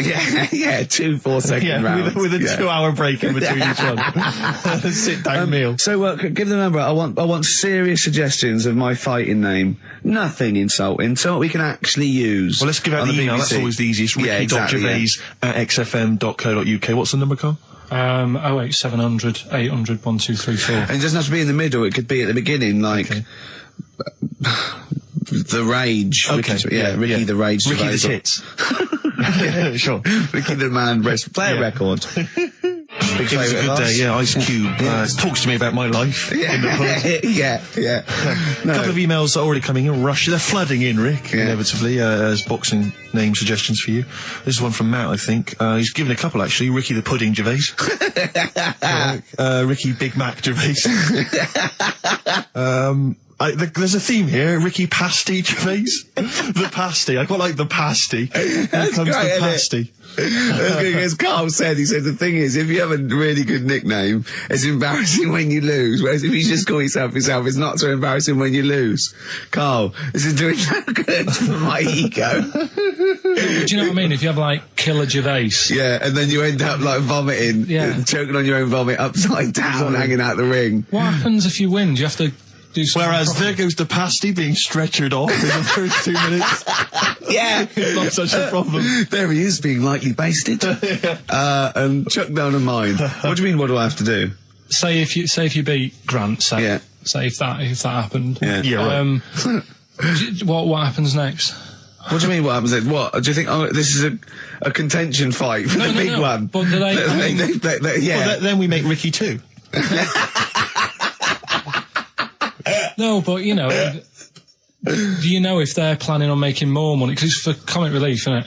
So what happens on the night? No, it's for a charity of our Comic choice. relief would make sense. Yeah, Well, yeah. Whatever, right. Yeah, it was last time. I think that was last time. Is it sport relief? It's not sport. It was last time, yeah, but this is, I think this is a programme where And how do you make money for charity from this? Do we pay to sort of, for how many punches to the head you're going to take? Or No, I just how think... long you're going to last? I assume the BBC donate money, or someone, or a sponsor or whatever, I don't know, just donate money. Because it's actually a programme, this is more about a programme with a charity angle. So, yeah. So as if you get, like, killed, there's more money and food to go around. Maybe. But no, I mean, the thing is, what's the next step? Because if they go like, right, yeah, well done, you've won, thank you very much. Well, Carl, what do you expect? That its winner stays on? Yeah. Like in a fair, where I go out there and I let people punch me on Bird Manning. Yeah. And then my twin gets up. Yeah. It's just it's a programme. He's not going to turn pro. It's like faking it. Yeah, but what's the point if it's not going to go anywhere?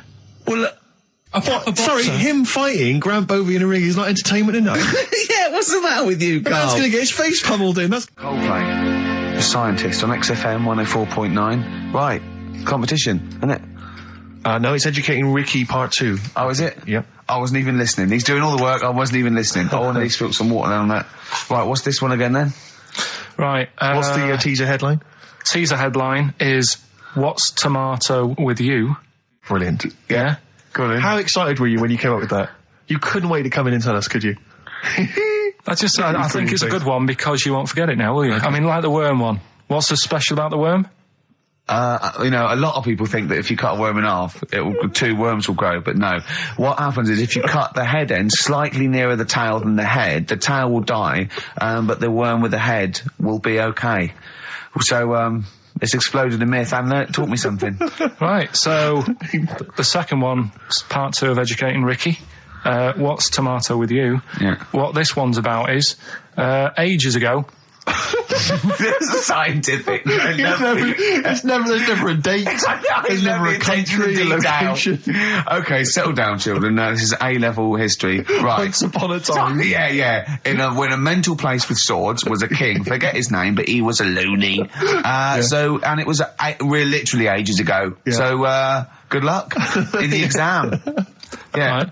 So, alright, many years ago. Oh, yeah, cleared that up. Go on. They thought tomatoes were poisonous. Right? Okay. Because what Hold on, are they going to be proved wrong at the end of this story? Well, because I don't want to give away the ending, but is it something to do with are they poisonous tomatoes? No. Oh, you're having a laugh. I don't believe it. Go on. They could have been eating tomatoes all this time. Oh, Steve, what's tomato with you anyway? Okay, so hang on a minute. Let's just recap quickly. Many years ago, when people thought tomatoes were poisonous. Yeah. Go on, yeah. Well, they didn't know they were poisonous then because they were still eating them. But what was happening? But they're not poisonous. But hang on a minute. All right, and it's not. I'm just going to listen. I'm not even going to talk. Okay, I'm not going to tackle it. So, if you remember, years ago they didn't have like pottery plates. They had lead plates. Right? What are you talking? Just let him talk. Sorry, what year is this? Let him talk. Come on. Plates made out of lead, and what they'd end up doing, they'd say, right, do you want a tomato? And they'd go, yeah, all right. And they'd put the tomato on the lead plate and cut it. And because of the acid in the tomato, right, it would sort of make the lead runny, and the lead would go into the tomato, and they'd say, oh, it's lovely this, and they'd be eating it. They'd get food poisoning, lead poisoning, what have you, and they'd be really ill. So they thought tomatoes were poisonous, so they didn't eat them for many years. And when you say they, do you mean the people of Narnia? Yeah, this didn't happen. Where was this happening? Sort of in Britain and that. You put him on the spot there. Oh, I hope there's no uppity pupils at this school when they go, what do you mean, sir? Oh, if you're going to... Oh, I'm fed up with you. Do you understand? No. So the No, you've got... No, right, okay, first of all, Carl, where'd you get this information from? Where 14 times as well? Do you know... You can't remember? I don't know where I got that from. I don't know where I got it from. But why don't you think that makes sense? But what? Someone once got lead poisoning from a tomato? Not just one, loads, and then all of a sudden... No. Why is this educating me? Because I'm telling you that tomatoes, you I eat them. can't take anything away from this. I don't know what to take away from this. What have I learned? What have I learned? Don't mix lead with tomatoes. Why is this educational in any shape or form? What are you telling me? A long time ago in the land of Glunk, right, where the ninnies did slib, right, they thought tomatoes were poisonous because they ate plates of lead. What are you talking about? Yeah, but we all know tomatoes aren't poisonous. Is that what we're taking from the story? Is that the moral of the story? Don't believe these people that I'd never heard of before. What are you talking about, Carl? I think it's a bit weird. It's a bit weird, yeah. It's the same people that were spreading those malicious worm rumours. My hangover's coming back. I've got to get some water. Play a record that was rubbish. Placebo, Bitter End on XFM 104.9. This is pre-recorded. We recorded this a couple of weeks ago, before Christmas. I hope you had a great Christmas. If you didn't, not our fault, really, is it? Nothing to do with us. Wouldn't have thought we'd have. We're well over time because we've got plenty of cash now, thanks to a lot of you who probably bought the Office DVD. Yeah. Probably got and that if you in haven't stock yet, and you've maybe got vouchers or money, still available. Still there in the shops. Still available. You can still make it the best-selling DVD of all time. Please do. Yeah. Please do. I'll tell you what you want to hear there before you make your mind up. I'll tell you what, if you like this next clip, go and buy the Office DVD. I think you will. It's a brilliant clip. It's the one where we talk about, well, it is self-explanatory. Yeah. We talked about it before. Do you know the little mouse that had an ear on its back? Yeah, sure. Right. Well, you thought he had a bad time, right? Listen to this one. Mouse walking about with us sort of wearing a monkey's testicle. They're just having a laugh. This is what I mean about a lot of scientists. What are they doing? When's that going to come in handy? I don't know what you mean.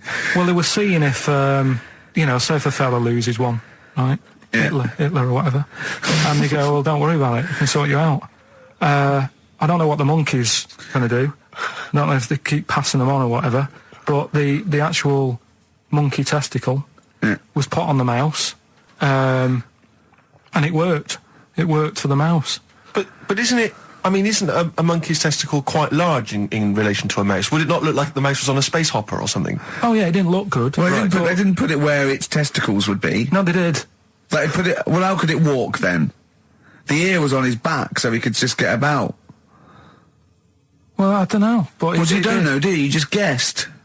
Did they grow the monkey's testicles where the mouse testicles it would... looked stupid anywhere else, though, wouldn't it? Oh, whereas a mouse with monkey testicles, that's fine. You'd be showing off. You'd be all right. I'd prefer that than the ear. When that mouse gets put back in with the other mice, do the other mice go, George, you look different. Have you had anything done? But the weird thing is, as well, apparently it still works as a monkey. What? So, like, what are you talking about? Like the sperm and that was it was still sort of monkey. Of course sperm. it was. What are you talking about? But that's weird. But what, Carl? What do you? It's only a thing to give it nutrients. That's all the thing they're testing. It's like grafting at that level. Right. What's your question? Because I'm right. What do you think? It would change eventually. It would have changed into a mouse testicle because it had been hanging round a mouse for so long. No, I thought the actual sperm of it though would be a mouse's. Why? Because it's hanging off a mouse. No, but your sperm is actually created in the testicles. So that's why it has to be outside your body. Otherwise, we put them in a nice little cage. But I'm guessing then that they've done this operation so that they can do it to humans. Yeah. Why would I want a monkey testicle if my kids are going to be monkeys? What use is it? No, think. That's no. That's going to happen anyway, Carl. Yeah, but think. Think of what you're saying. They've grown a monkey testicle on a mouse to see if it would still function as a monkey's testicle, okay? So they can do that to humans. So think, Carl. What they'd do is they'd grow a human testicle on a mouse and it could still be used as a human testicle. So what? To give you a testicle that you've lost. From a mouse? No, from another person who it was kept alive on a mouse. because it's kept the nutrients alive, as opposed to keeping it in a deep freeze. Maybe bollocks go off after a week. I don't know. Maybe they get accidents. He had a little a card. Do you donate your testicles? Yeah, I'll tell you what. No one needs testicles yet. Let's keep them on a mouse. You have yours ripped off in some sort of bizarre skiing accident. You go, well, you're in a Battersea dog town. You pick the ones you want. They can grow them on anything. They can grow them on a Dachshund. Bulldogs are growing them usually, that's where you see a bulldog. Usually that's waiting for an operator. What don't you understand, Carl? Hang on a minute. I thought this was knob news, not testicle time. I don't understand what... Yeah, testicle time's not for another 10 minutes. Yeah. No, it's all sort of linked and that, though, isn't it? Well, sometimes it's linked to a mouse. But what do you think about, like, I don't know, testing stuff out like that? Is it worth it? Could you not just go straight from... But listen, Carl, I'm getting this information from you. No, if this was on Question Time and someone said there were, Dimbleby and Paxman or whoever said it, I'd think about it as a moral dilemma. You've just said you saw a mouse with a monkey testicle. What do you think of that? I don't think anything of it.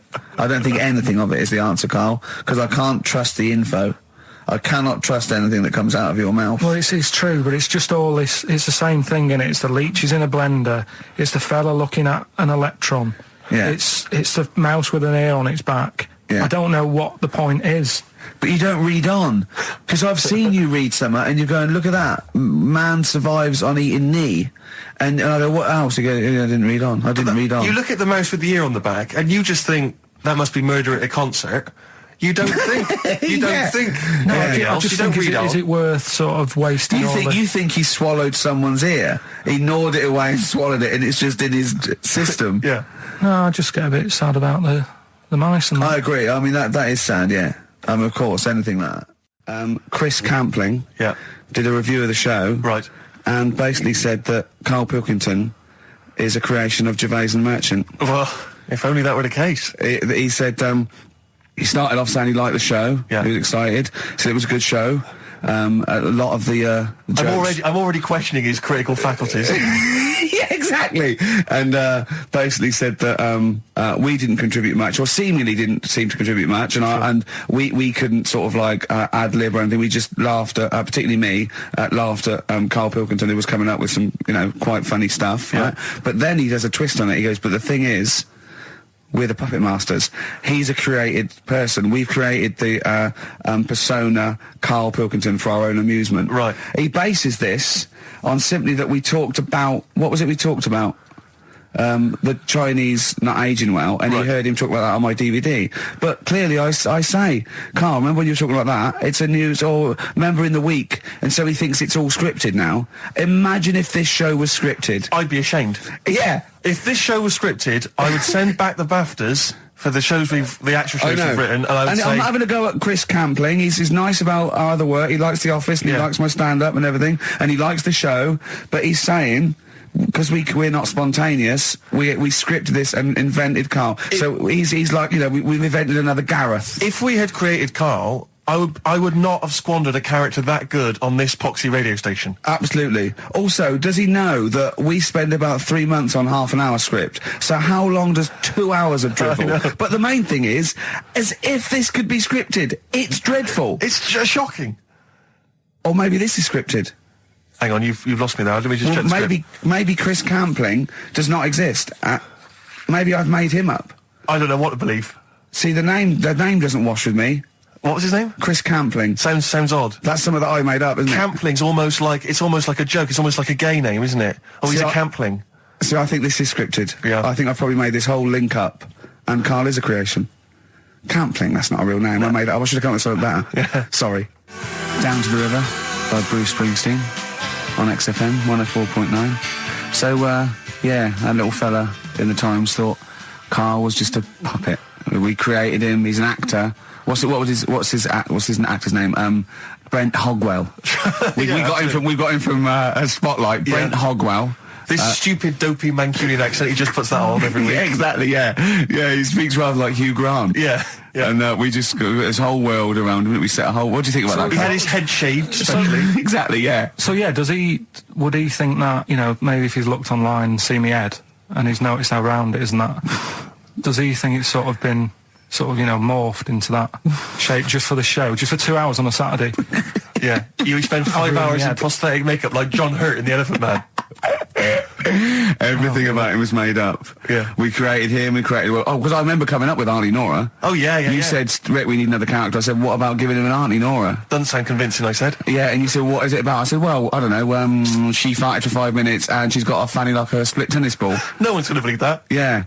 Oh, that brings us neatly. Well, let's put that to bed now. So, Chris Campling, honestly, we do not script this shambles of a show, and Karl Pilkington really is like this. If you want, you can meet him. I'd love to send Karl for a drink with Chris Campling. Can we do that? And then he'll eat his words. Chris, if you're listening, honestly, this isn't a stitch-up. As I say, I'm not having a go at you. It's a very well-written article. It's very, very fair. You're just complimenting on his grammar. Yeah. It's a very well-written article, No, I'm saying we're not having a go. You've typed that beautifully. It's not like he slagged us off. I would just love him to meet Karl Pilkington. People in the street come up to me and say, is Karl like that? And I so want them to meet him. Yeah. Or maybe he can send in, if he's online, he can send in 5 subjects for Karl to talk about that we couldn't possibly know about, just so he knows that we just really do throw things at Karl and that drivel comes out. Imagine if it was scripted. So wristbands work. I saw one in a shop window the other day which said, stop child abuse. And I bought one, obviously, because a lot of people say, does it make a difference? But it was only £1, and I'd only spent it on kiddie porn. So, I think I've made a little difference there in a small way. On a serious note, though, I like the idea that child abuse. If you're a paedophile and you're walking along the street in your Mac, right? You got a puppy in one hand, a bag of sweets in the other, and you see this wristband, and you go, "Oh, stop it." Oh, okay then. Yeah, I thought before. That's what I think. Okay, fair enough. Yeah. I won't be doing that again. Yeah, he was hanging around in Topshop for unsavoury reasons. You saw them in there for only £1. That was the record before us, and here we are, pre-recorded, because we did this a few weeks ago, because we're not here at the moment, are we? We're away in that. I'm Ricky Gervais, with me Stephen Merchant. Hello there. And Karl Pilkington. Well, he's not actually with us. He'll be in some of the best of clips that will be coming up shortly. Yeah, this is just us, isn't it? This is just us.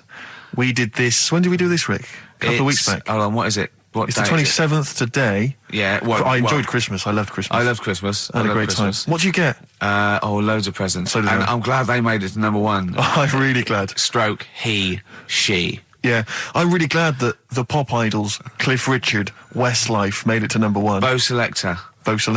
Yeah, just delete that. Yeah. Okay, well, we're going to play some of the best of, some of the greatest moments of the last 3 weeks. Yeah. Ever heard on XFM 104.9. What about this? Do you remember this one? Oh, which one is it? All right, so here's the first bit. You were going to tell us a little story about Just a Volvo past my estate? test, Yeah. my parents had a big Volvo estate, and there's quite a big I car don't to show drive. off. My parents didn't have a car. But I know you don't drive cars, Rick, but it's got a big car to drive if you've just passed your test. It's safe though, isn't it? It is very safe, that was the thing. Yeah. And I come from the West Country, obviously. There's quite a lot of windy lanes around there. You're joking, do you? They have cars there. Oh, here he comes. Blimey, Carl. Learned on a tractor, automatic it was. Do you want me to tell it or not? Oh! Don't give up the accent! Oh no, I'm not worried. Oh, go on.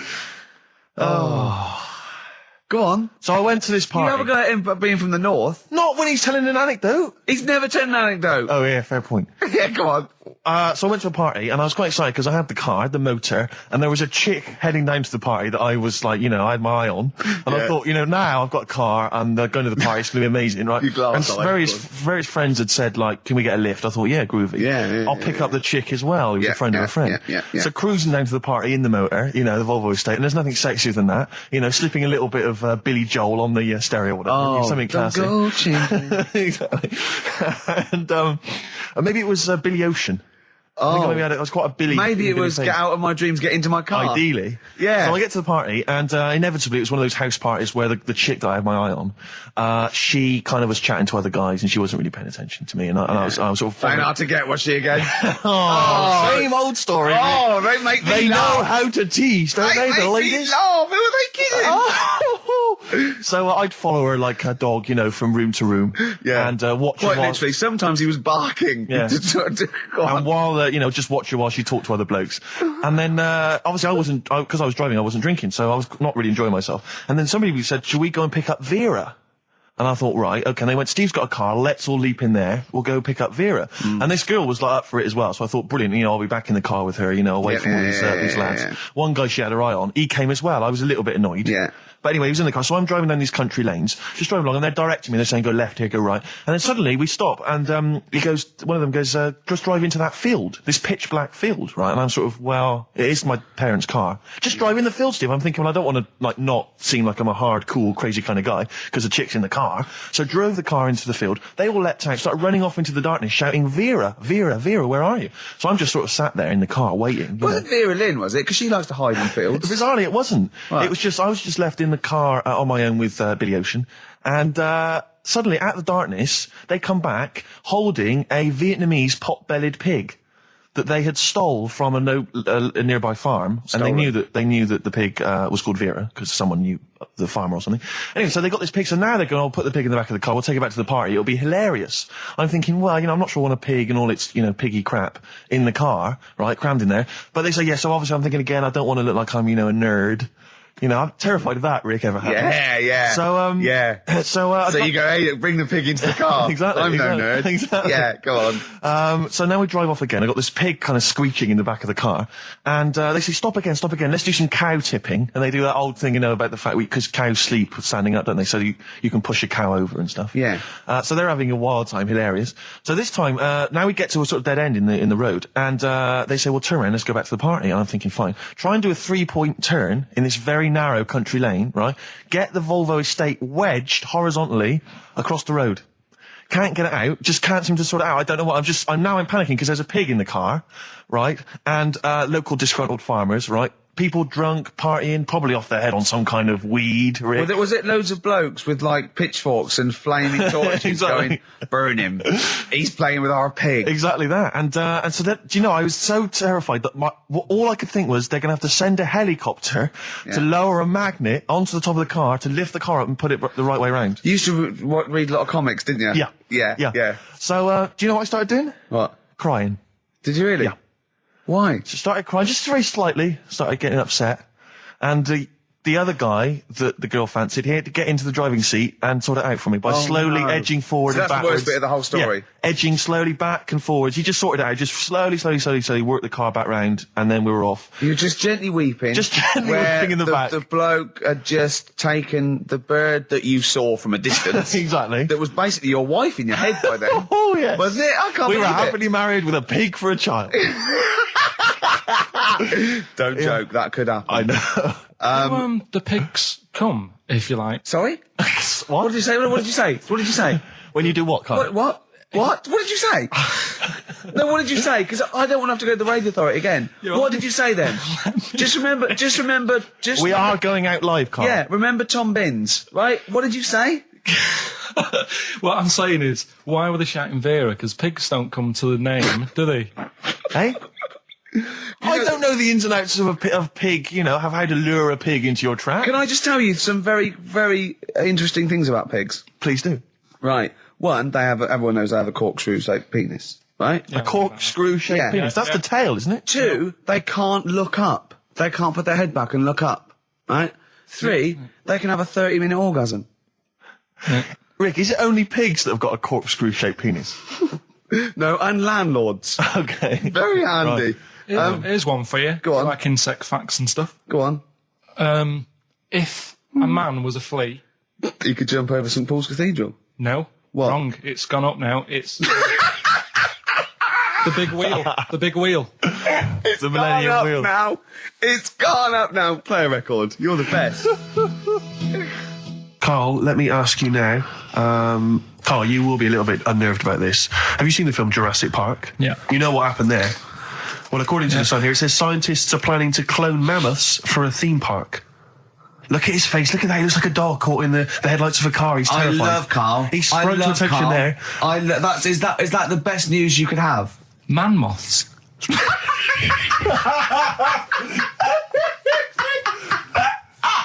Right. Yeah, man moths. I Man love moths. the fact that that's why he was so excited that they bred a man moth. What is this? Yeah, it's a human being that hides in your wardrobe and eats an entire jacket in a day. Yeah. What do you mean, man moths? Mammoths. Mammoth, the big hairy cow from the Ice Age. I mean, elephant. You're not so excited about that, then? You can take or leave bringing back mammoths to life, but a man moth... A man moth is a different matter. Oh. If we'd have never brought that up, he'd have gone and told someone now, they've bred an half man, half moth. This is how things start. This is what we mean when you hear these ghost stories. Are you slightly deaf? Is that it? When you hear these stories, is it... Carl, is English your first language? Are you actually foreign? Is that the thing? Yeah. Should we speak when we say slower? foreign, we mean not of this planet. Yeah. Should we speak slower? Would that be a help to you? No, go on. Next what do you make of that? Do you think that's good? That's good to bring back mammoths? Prehistoric animals. These giant elephants. They're slow, aren't they? It's not as if they're going to like get out and run fast and they can't capture them. They'd probably be a like fence, to be honest, Carl. They'd probably be a fence. No, but you're asking it as if like, it could all go wrong, but it couldn't, could it? Well, really? but the point was about Jurassic Park is they thought it wouldn't go wrong. They thought they had it all under control. Have you learned nothing from Jurassic Park, Carl? Dinosaurs would say, think about it before you do it. But with a airy elephant, it's not going to... It's not a concern for you. Would you go along to see him? Would you be interested in that? If it was in the area. He's great, isn't he? I'd love a queue, Nothing right? impresses No, him. but what I'd like to do is Carl sitting like Yoda in a little cave, and I'd just like to see people like Tony Blair and Stephen Hawking in a queue, and they go and say, "Carl, got a bit of a problem." And thinking of cloning a man and a moth. Problem? Not an issue. No, if I'm in the area, I might cruise around and have a look at it. Otherwise, just don't send it near my clothes. Oh, that's fantastic. So it's just for a second. As the words "man moth" came into your head, how excited were you? I mean, were you both terrified and excited? For the moment when you thought that they'd cloned a man and a moth? I pictured... what kind of face did he have? Did he have the moth's head or was it a man's head? Just a little man head. Right, what was his face? What did it look like? He just was like a bit shocked. Perplexed, yeah. It was like he'd been grafted onto the body of a moth without his consent. And when he was asleep, he'd woken up. He just went in to have a goiter removed, and they said, "We've replaced your goiter with the body of a giant moth." Yeah, is that all right, Mr. Jenkins? So he had the head of a little. Was it a little boy or a man? Little man. Right. Okay. And he's just bumping into a lamp. He's just bumping into a lamp. If you went into hospital and they'd done something, what's the worst thing they could do, right? What would you rather have done, right? You wake up and you've got lobster claws for hands. Right. You wake up and you've got duck's feet. Or you wake up and you've got one horn coming out of your head. The worst thing? Yeah. Probably the horn coming out of my head. Why? Get in the way. That'd be useful, wouldn't it, in fights and stuff? And for like parties, people would play I suppose quoits. the lobster claws would also be quite handy there.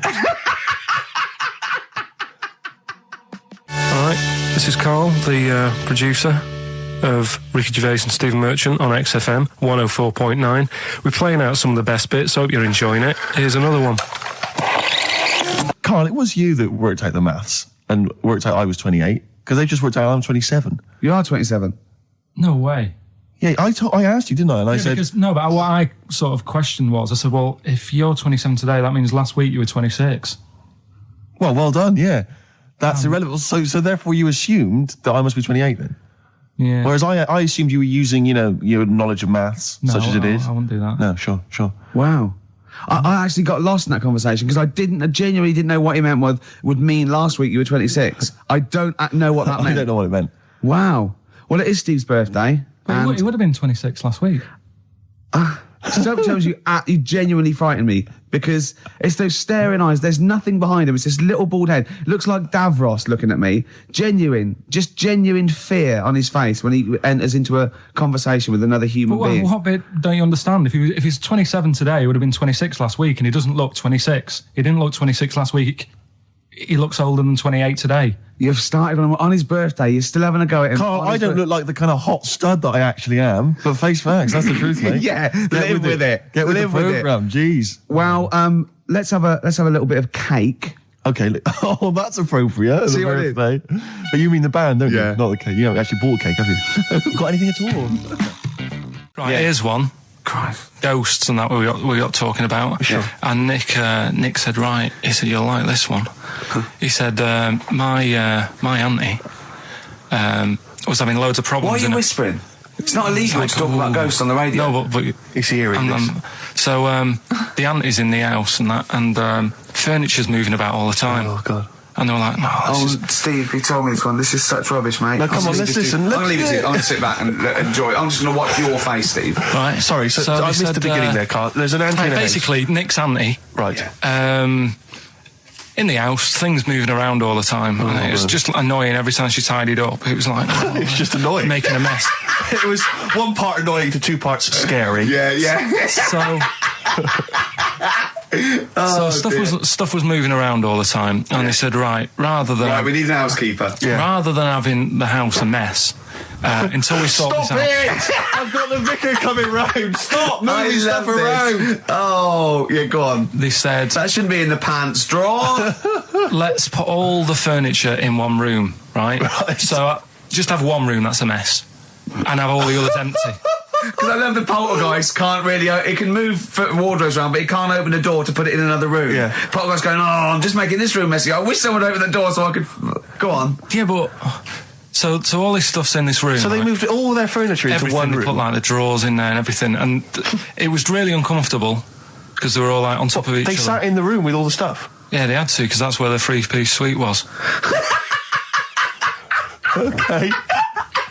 Oh, God. Right? All right. Oh, God. So they sat there like all crumpled up and that, but nothing can move because it's so tight. I think things were trying to move, but everything was so tight. It's They just like, foxed that poltergeist. So anyway, one night they sat there like sort of a bit awkward watching the telly and that, and they hear some banging Yeah. in the next room. So she goes, oh God, what's that? Oh, he hadn't moved in, had he, the ghost? So To some of the empty rooms. so there's this He's bang, moved some friends and family in. there's this banging about going on. No, so listen, she Steve. gets up, right? Yeah.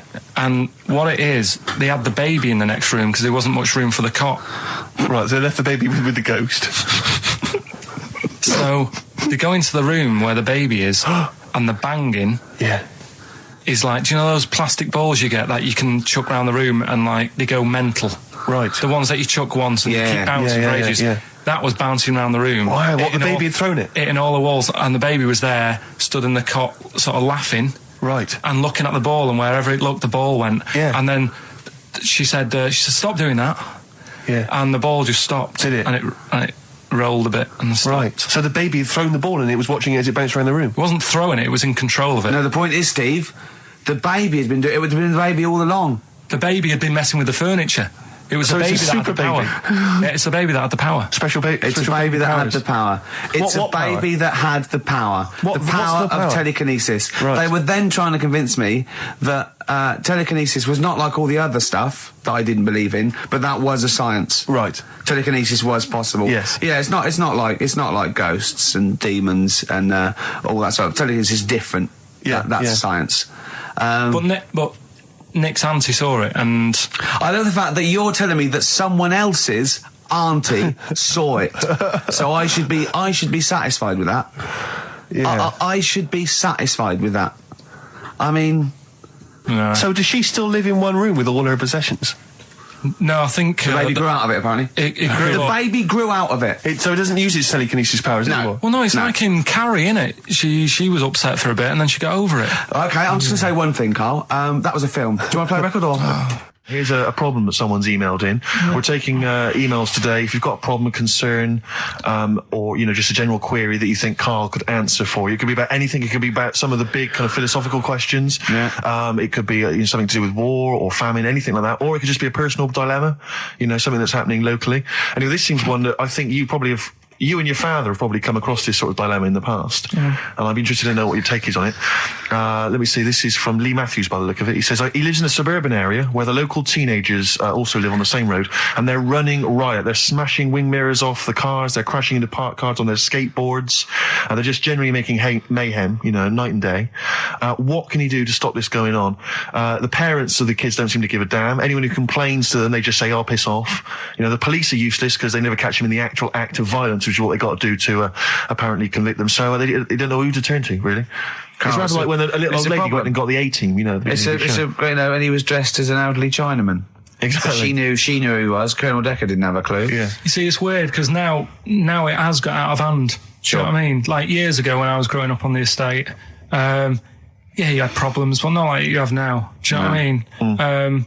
You know, Summers were nice as well, weren't they? well, right. And Police are getting shorter and younger. But you yourself kind of admitted in the past that you were something of a tearaway. You didn't do anything like these kids here. The thing is, I was scared that if I got caught doing it, my dad would go mad. Yes. And I remember smashing a car window by accident and legging it in the lounge and sort of pretending to go asleep on the settee. Right? Genius. And I heard a knock at the door. He chloroformed himself just to be unconscious when his dad came home. And there was a knock on the door, and I thought, oh God, this is a fella. He saw me. I was chucking a stone in the air, seeing how high I could throw it. Of course you were. Did it keep landing on your head?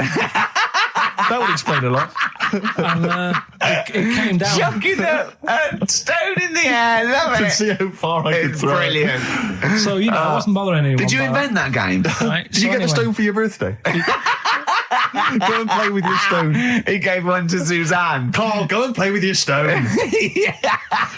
No, the thing is, right, and it came down at a funny angle, and Of course it did. It ate the back of this car, and the back window is the most expensive because it has that heating thing in it, Yeah. in case you got a frosty window. Yeah. So I thought, oh God. So I legged it in, got on the settee, went to sleep, knocked at the door. Genius. It's a brilliant plan. It's a brilliant plan. I couldn't be guilty. I'm asleep. So I love the idea. So the thing is, our lounge used to sort of, you could see in from the door, right? So this family who saw me do it, saw me asleep on the settee, and my mum said, go and get the door. And I sort of went, oh, as if I'd been asleep. Yeah. I went to the door, like, rubbing my eyes, and the fella said, what did you run off for? I saw you. I was like, oh, no. And I didn't see my dad. I went out. It was when he was working sort of evenings. So I went out so I didn't have to see my dad. And then the next day I came home from school, and my dad said, 45 quid. Ooh. That's all he said. That's all he He said. looked at me. And then you fell asleep and he went, wake up. You know what I said? No, 45 quid. Now the thing Carl. is, he didn't have to do anything. £45, Carl. Now, I know you were saving up for a brick, but you can't have it. Yeah. Just So, Equally, if you're doing a bigger crime, you know, a bank job or a murder. Remember to take the stocking off your head, because if they wake you up and go, why have you got a stocking on your head? Just go, oh, I had a weird dream. Right. Some people emailed in the songs with stories in it. One of them was Babushka, and he went, what's that? And I went, that's Katie Bush. I went, what is it? I said, oh, it's about a woman who dresses up as another woman and seduces her husband. He went, they wouldn't work. Just dismissed it like that. Why do you think it would work? Because you'd know. I mean, say like, right, Suzanne, right, who I go out with, right? She can see me from, say, if I'm coming down the high street. Yeah. She knows it's me by the way I walk. Right. So just the fact that this woman went and put a wig on, there is no... You haven't even heard the song! I know, but you're saying that she put a disguise on, and he's like, oh, I fancy her, and he takes her out, and he doesn't know it's his missus. You're not buying it. I mean, I'm controlling this Whereas future. the flea with your brain going to Glasgow, perfect sense. Yeah. Babushka, rubbish. Carl, can we have the tomato story after the next tune? Yeah. Bit of Coldplay. Yeah, love it. Yeah. You're listening to the best of, basically, Karl Pilkington. There's only one bird that has a penis. It's Which not bird a is it? joke. It's not a joke. It's not a joke. This is a genuine trivia question. I'd say, I think I've seen one on this. Is it an ostrich? Right, you're going for ostrich, Carl? I'll go for ostrich as well. Right. Did you come up with that yourself, or? Yeah, I was going to say that before you said it. Well, guys, you went for ostrich. Chicken? You're both wrong.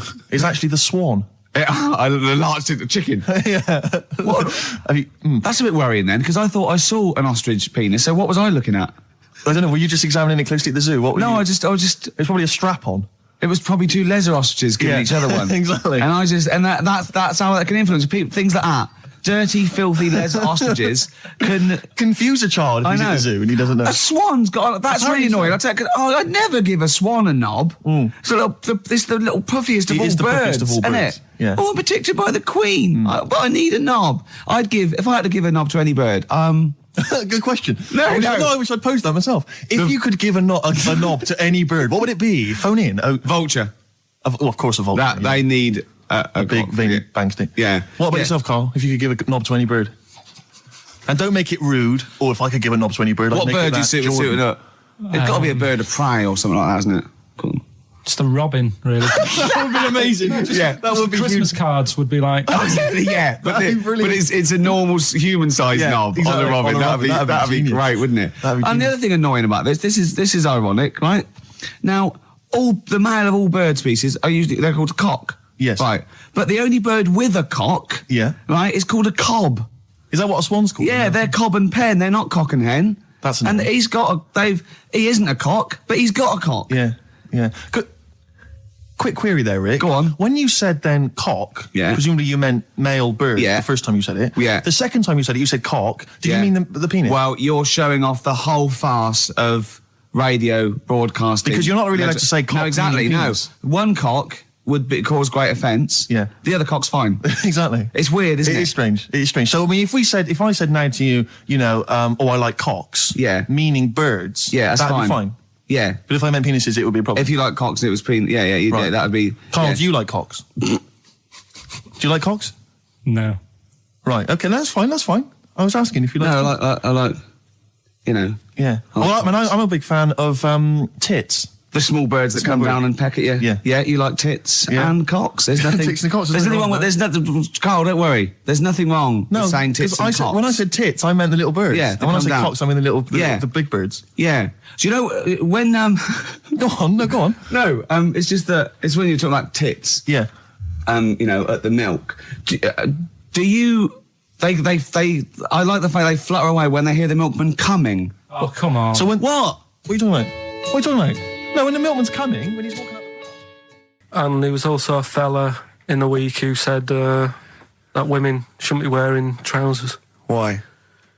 because they don't look good in them. What do you think? What do you think about that? It's rubbish. Yeah.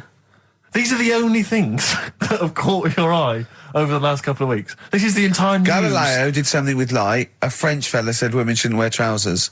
See, that to me wouldn't pass as education. It's not education. I don't know where you could ever use that. I don't know when that would ever be applicable to life. I just like reading stuff that sort of reminds me of... Do you know what I mean? If I read it and it gets me thinking, I think that's a good little piece. But I mean, but surely can't you just sort of like sit near something that vibrates to keep your brain going, or shake your head every now and again? I mean, what does this do? You mean it makes you start using your brain? But what aspect of a Frenchman said women shouldn't wear trousers got your mind working? What questions were you Because I asking? thought that's a bit daft, isn't it? Right? Yeah. Okay, I it was ends there thinking- with me. There's nothing else. There's nowhere else for me to go on that. He closes Your the mind's gate. still worrying. Yeah, go on. What do you think? Let's go through this. Oh, I wish we could download his I know, thoughts. I know. Just watch it. Yeah.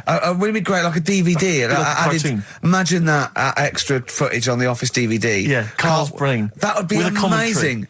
Oh, with What I a mean is- commentary. Go on. Women wearing trousers and that, right? On the estate that I grew up in, Yeah. on right? There was a woman about 4 houses down, right? Right. Rough. Now, she used to wear leggings. Yeah. Now, they're a bad idea. They are a terrible idea. I agree with you there, Carl. If you're a lady of What the colour? normo persuasion... Were they pink? No, they were sort of black, but with all bits on them. Oh, right. Do you know what I mean? What, Yeah. toast and Just horse bits. droppings? Yeah, go on, yeah. And she used to... she's quite a big woman. Sure. Pauline Quirk, I think Yeah, they well, described her as. Look like a light bulb when It she was is those bending kind over of in women that are leggings. attracted to leggings.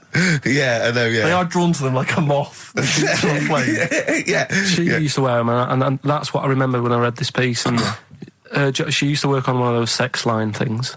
Right. Right, she used to do that. But What was she, an engineer? the weird thing with her was, she had big eyelids Right. Go on. that were too big, and this is what I was thinking. What right? do you mean she had big eyelids?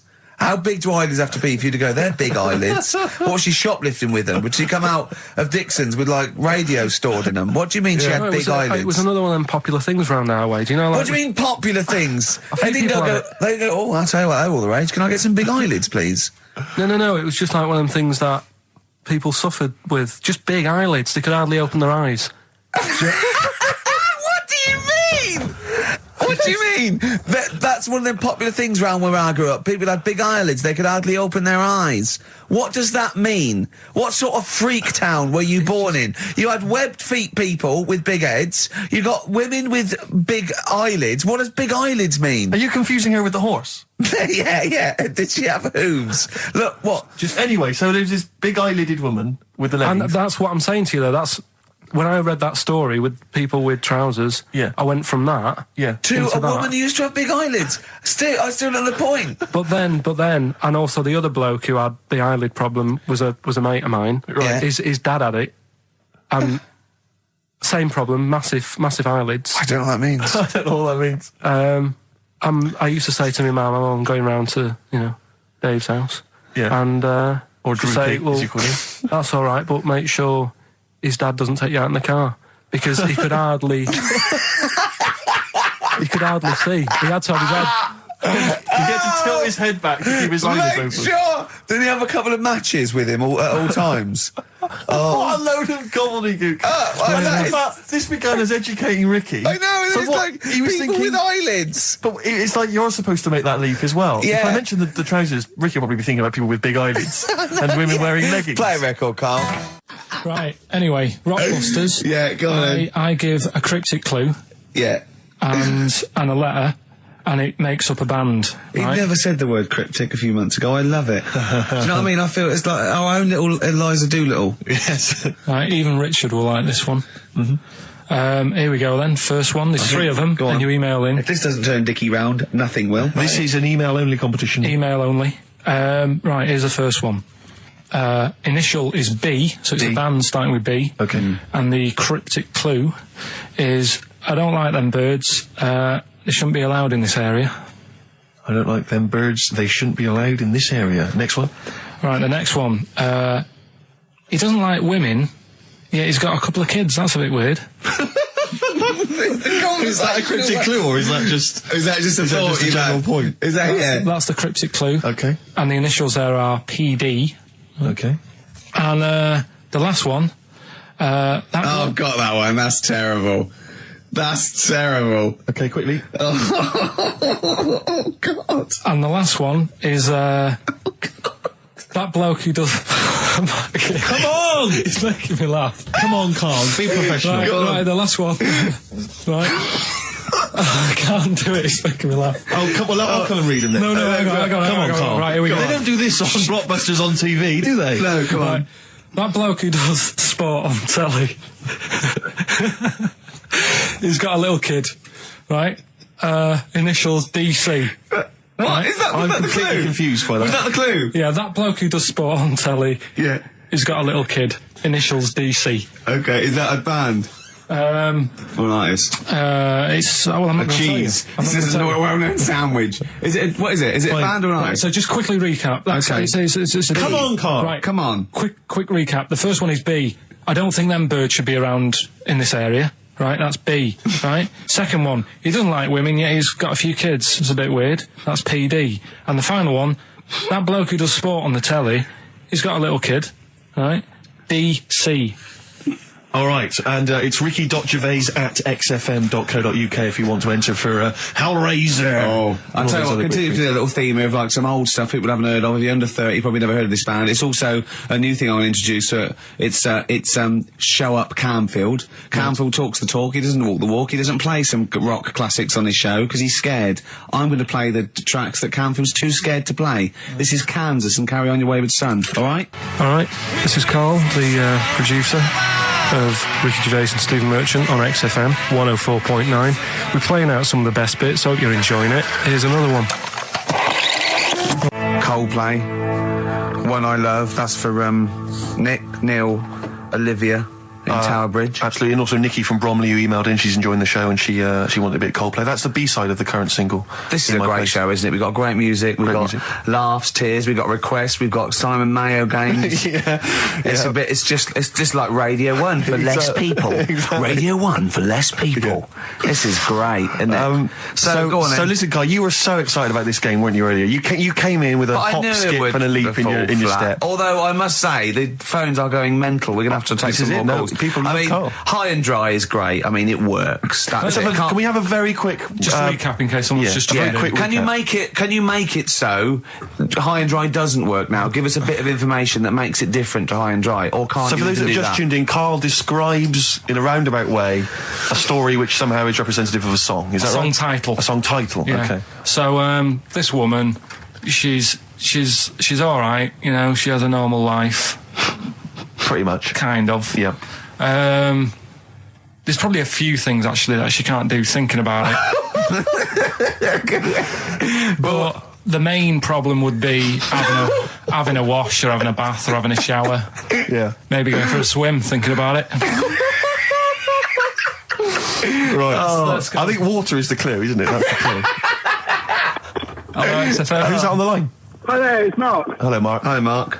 Right, What do you it think? Smells Like Teen Spirit, Nirvana. No, it's not. That's a great guess. Smells like Teen Spirit again. He's also No. brilliant. Thank you, Mark. Well done. No, it's not that. All right. Hello, XFM. Oh, that's a dodgy mobile. Oh, that's a bit of a clue. A dodgy Hello, mobile. XFM. Oh, they've just given up. They've all been going for Smells Like Teen Spirit. They just hung up. Hello, XFM. Hi, is it, She's Electric? Excellent.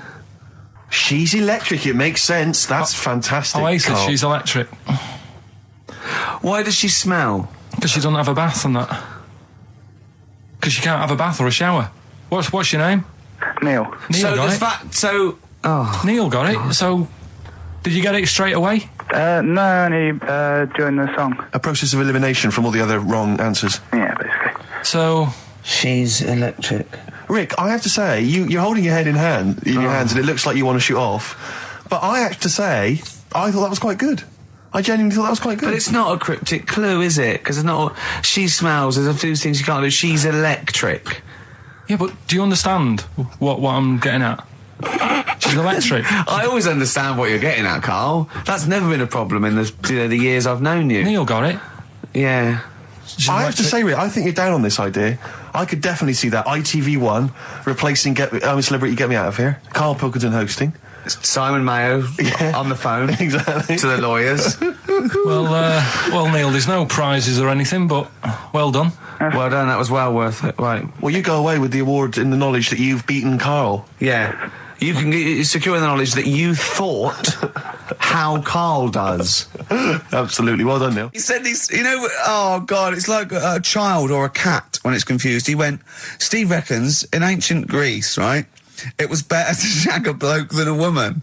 And I went, well, yeah. I mean, that's about the male being sort of a first-class citizen, much better, wasn't it? An aspiration the to point sleep with was, a beautiful Carl, man than a beautiful woman. Women were lower-class citizens, Yeah. so therefore men were seen as higher class. So to have sexual relations with a man there was no shame in that. No. In fact, it was looked upon. And I as a said, good well, it's, ancient Rome. I said, Nero, he sit in his big jacuzzi and he used to get, pretty boy men to just go into the water and just nibble at his testicles while he was having a wash. He didn't do that. He did. Yeah. And he's not a gay fella. No, well, no. I mean, I don't know about Nero, but I mean, it wasn't a case of a big delineation between what was heterosexual and what was gay. It was just, whatever you. So what did this fella do then? This one who's having his. Well, having he his was little pretty testicles? much top boy, Nero, for a while, He was in charge. and and you did what you're told. If Caesar or. But why were people going round there? Why didn't they go? Oh, No, they weren't dropping in. It wasn't like the doors opening. I was going to see what Nero's doing. You'd have probably been like a delivery boy or a stable boy or something, and you'd have popped round there and you'd have gone, there at Nero, there's the tablets of stone you wanted. And they go, Pilkington, why you are here? Pop under, I don't know why he's French. What is that? I don't know why he's French. Just pop under the water and nibble at my testicles and you'd have done it. Because he was Nero. I wouldn't. You would have. Well, there's no way I would have done. Well, you would What have. have I done? I've dropped a pizza off. Yeah, you've why am gone I round to there? Nero's place with the pizza. Right. Right, I'd say I've done my job. Right? Yeah. That's not the sort of tip I wanted. No, he'd have said, get the little baldy chap to nibble at my testicles, and you'd have been under the water. I wouldn't have done it. No, Well, you I can't put my head on the You'd wall have near done it. it, right. No, I wouldn't have done it, Can I just say this, Steve? Not only would you be nibbling at his testicles, you'd have been going mad. You'd have been noshing him just for extra. You'd have been doing everything he wanted. You'd have been going, he'd have gone, I didn't ask you to do that. You'd have been going mental. They'd have been chewing, slurping, smacking, poking. You'd have chopped. You'd have gnawed his packet off. You think you're eating Walker's crisps? There'd be bubbles. There'd be flood. Oh, it'd be horrible. I just wish we could maybe tape the bits we're not on air, just because that's when Carl comes into his own. Yeah. He just said to me, I don't know what I was doing, I was sort of like pottering around, dancing around, doing something annoying probably, and he just looked at me, I don't know, and he was looking at me, and I looked back, and he went, have you ever used a Y-front properly? Genius. It's a great question because the answer is definitely no. Definitely no. Does anyone use their Y-front properly? And by that, I mean get your winky out of the little sort of slot provided, as opposed to like put it to one side or pull them down or whatever. Has anyone used a Y-front properly? I don't think I've ever done it. I don't think I've ever done it. I've never seen anyone in a toilet doing it, Rick. You should be looking. I wish I hadn't said that. I caught you. Really? Yeah. That's actually how you prove people are gay. Yeah. Get them into this conversation. Yeah. Yeah, it's a trap. Yeah, it's a trap. It was the trap. Yeah. I'm not gay, by the way. Yeah. You didn't prove I was gay. I double bluffed you. Because I knew the old gay trick. I thought it was the old gay lord say no thing. That is another method. Yeah, there's innumerable methods of doing it. That's how Oscar Wilde was caught. Yeah. Yeah. What happened there? Well, the judge went to him, did you see that film last night? Gay Lord Say No, and he went no, and they went take him away. Yeah. Take him down to the cells. Yeah, take him to Reading. It is true. Well, it originated in America. Yeah. So many of these things do. It's a brilliant point, Carl. I'd like to hear from anyone listening who's, and I mean, well, they'll just lie, wouldn't they, I suppose? Yeah. I don't even use sort of flies. No. Usually. I sort of pull my Y-front, my sort of tracksuit. So that's why I wear sort of like elasticated waistbands all the time. Exactly. Just sort Speed. of like... Yeah. You got to get in there with the minimum of effort. Yeah, and out. Sure. Often I won't shake. No, well, no. To my detriment, because it often leaks out a little bit later, doesn't it? Ever been out on a date with a girl where it's just trickled down your leg and you wish it hadn't, and you're thinking, what if she gets my trousers off later? She might smell or see it. What? What? I don't know. I don't know what I said there. Right. Yeah, but it's all the time. It's not just, I mean, you haven't done that with me, taking your clothes off and that yet. But, like, last night we were sat in the pub and I was saying, right, you know, let's not even worry about new features then. Let's get the current ones, you know, going. Like what? Good.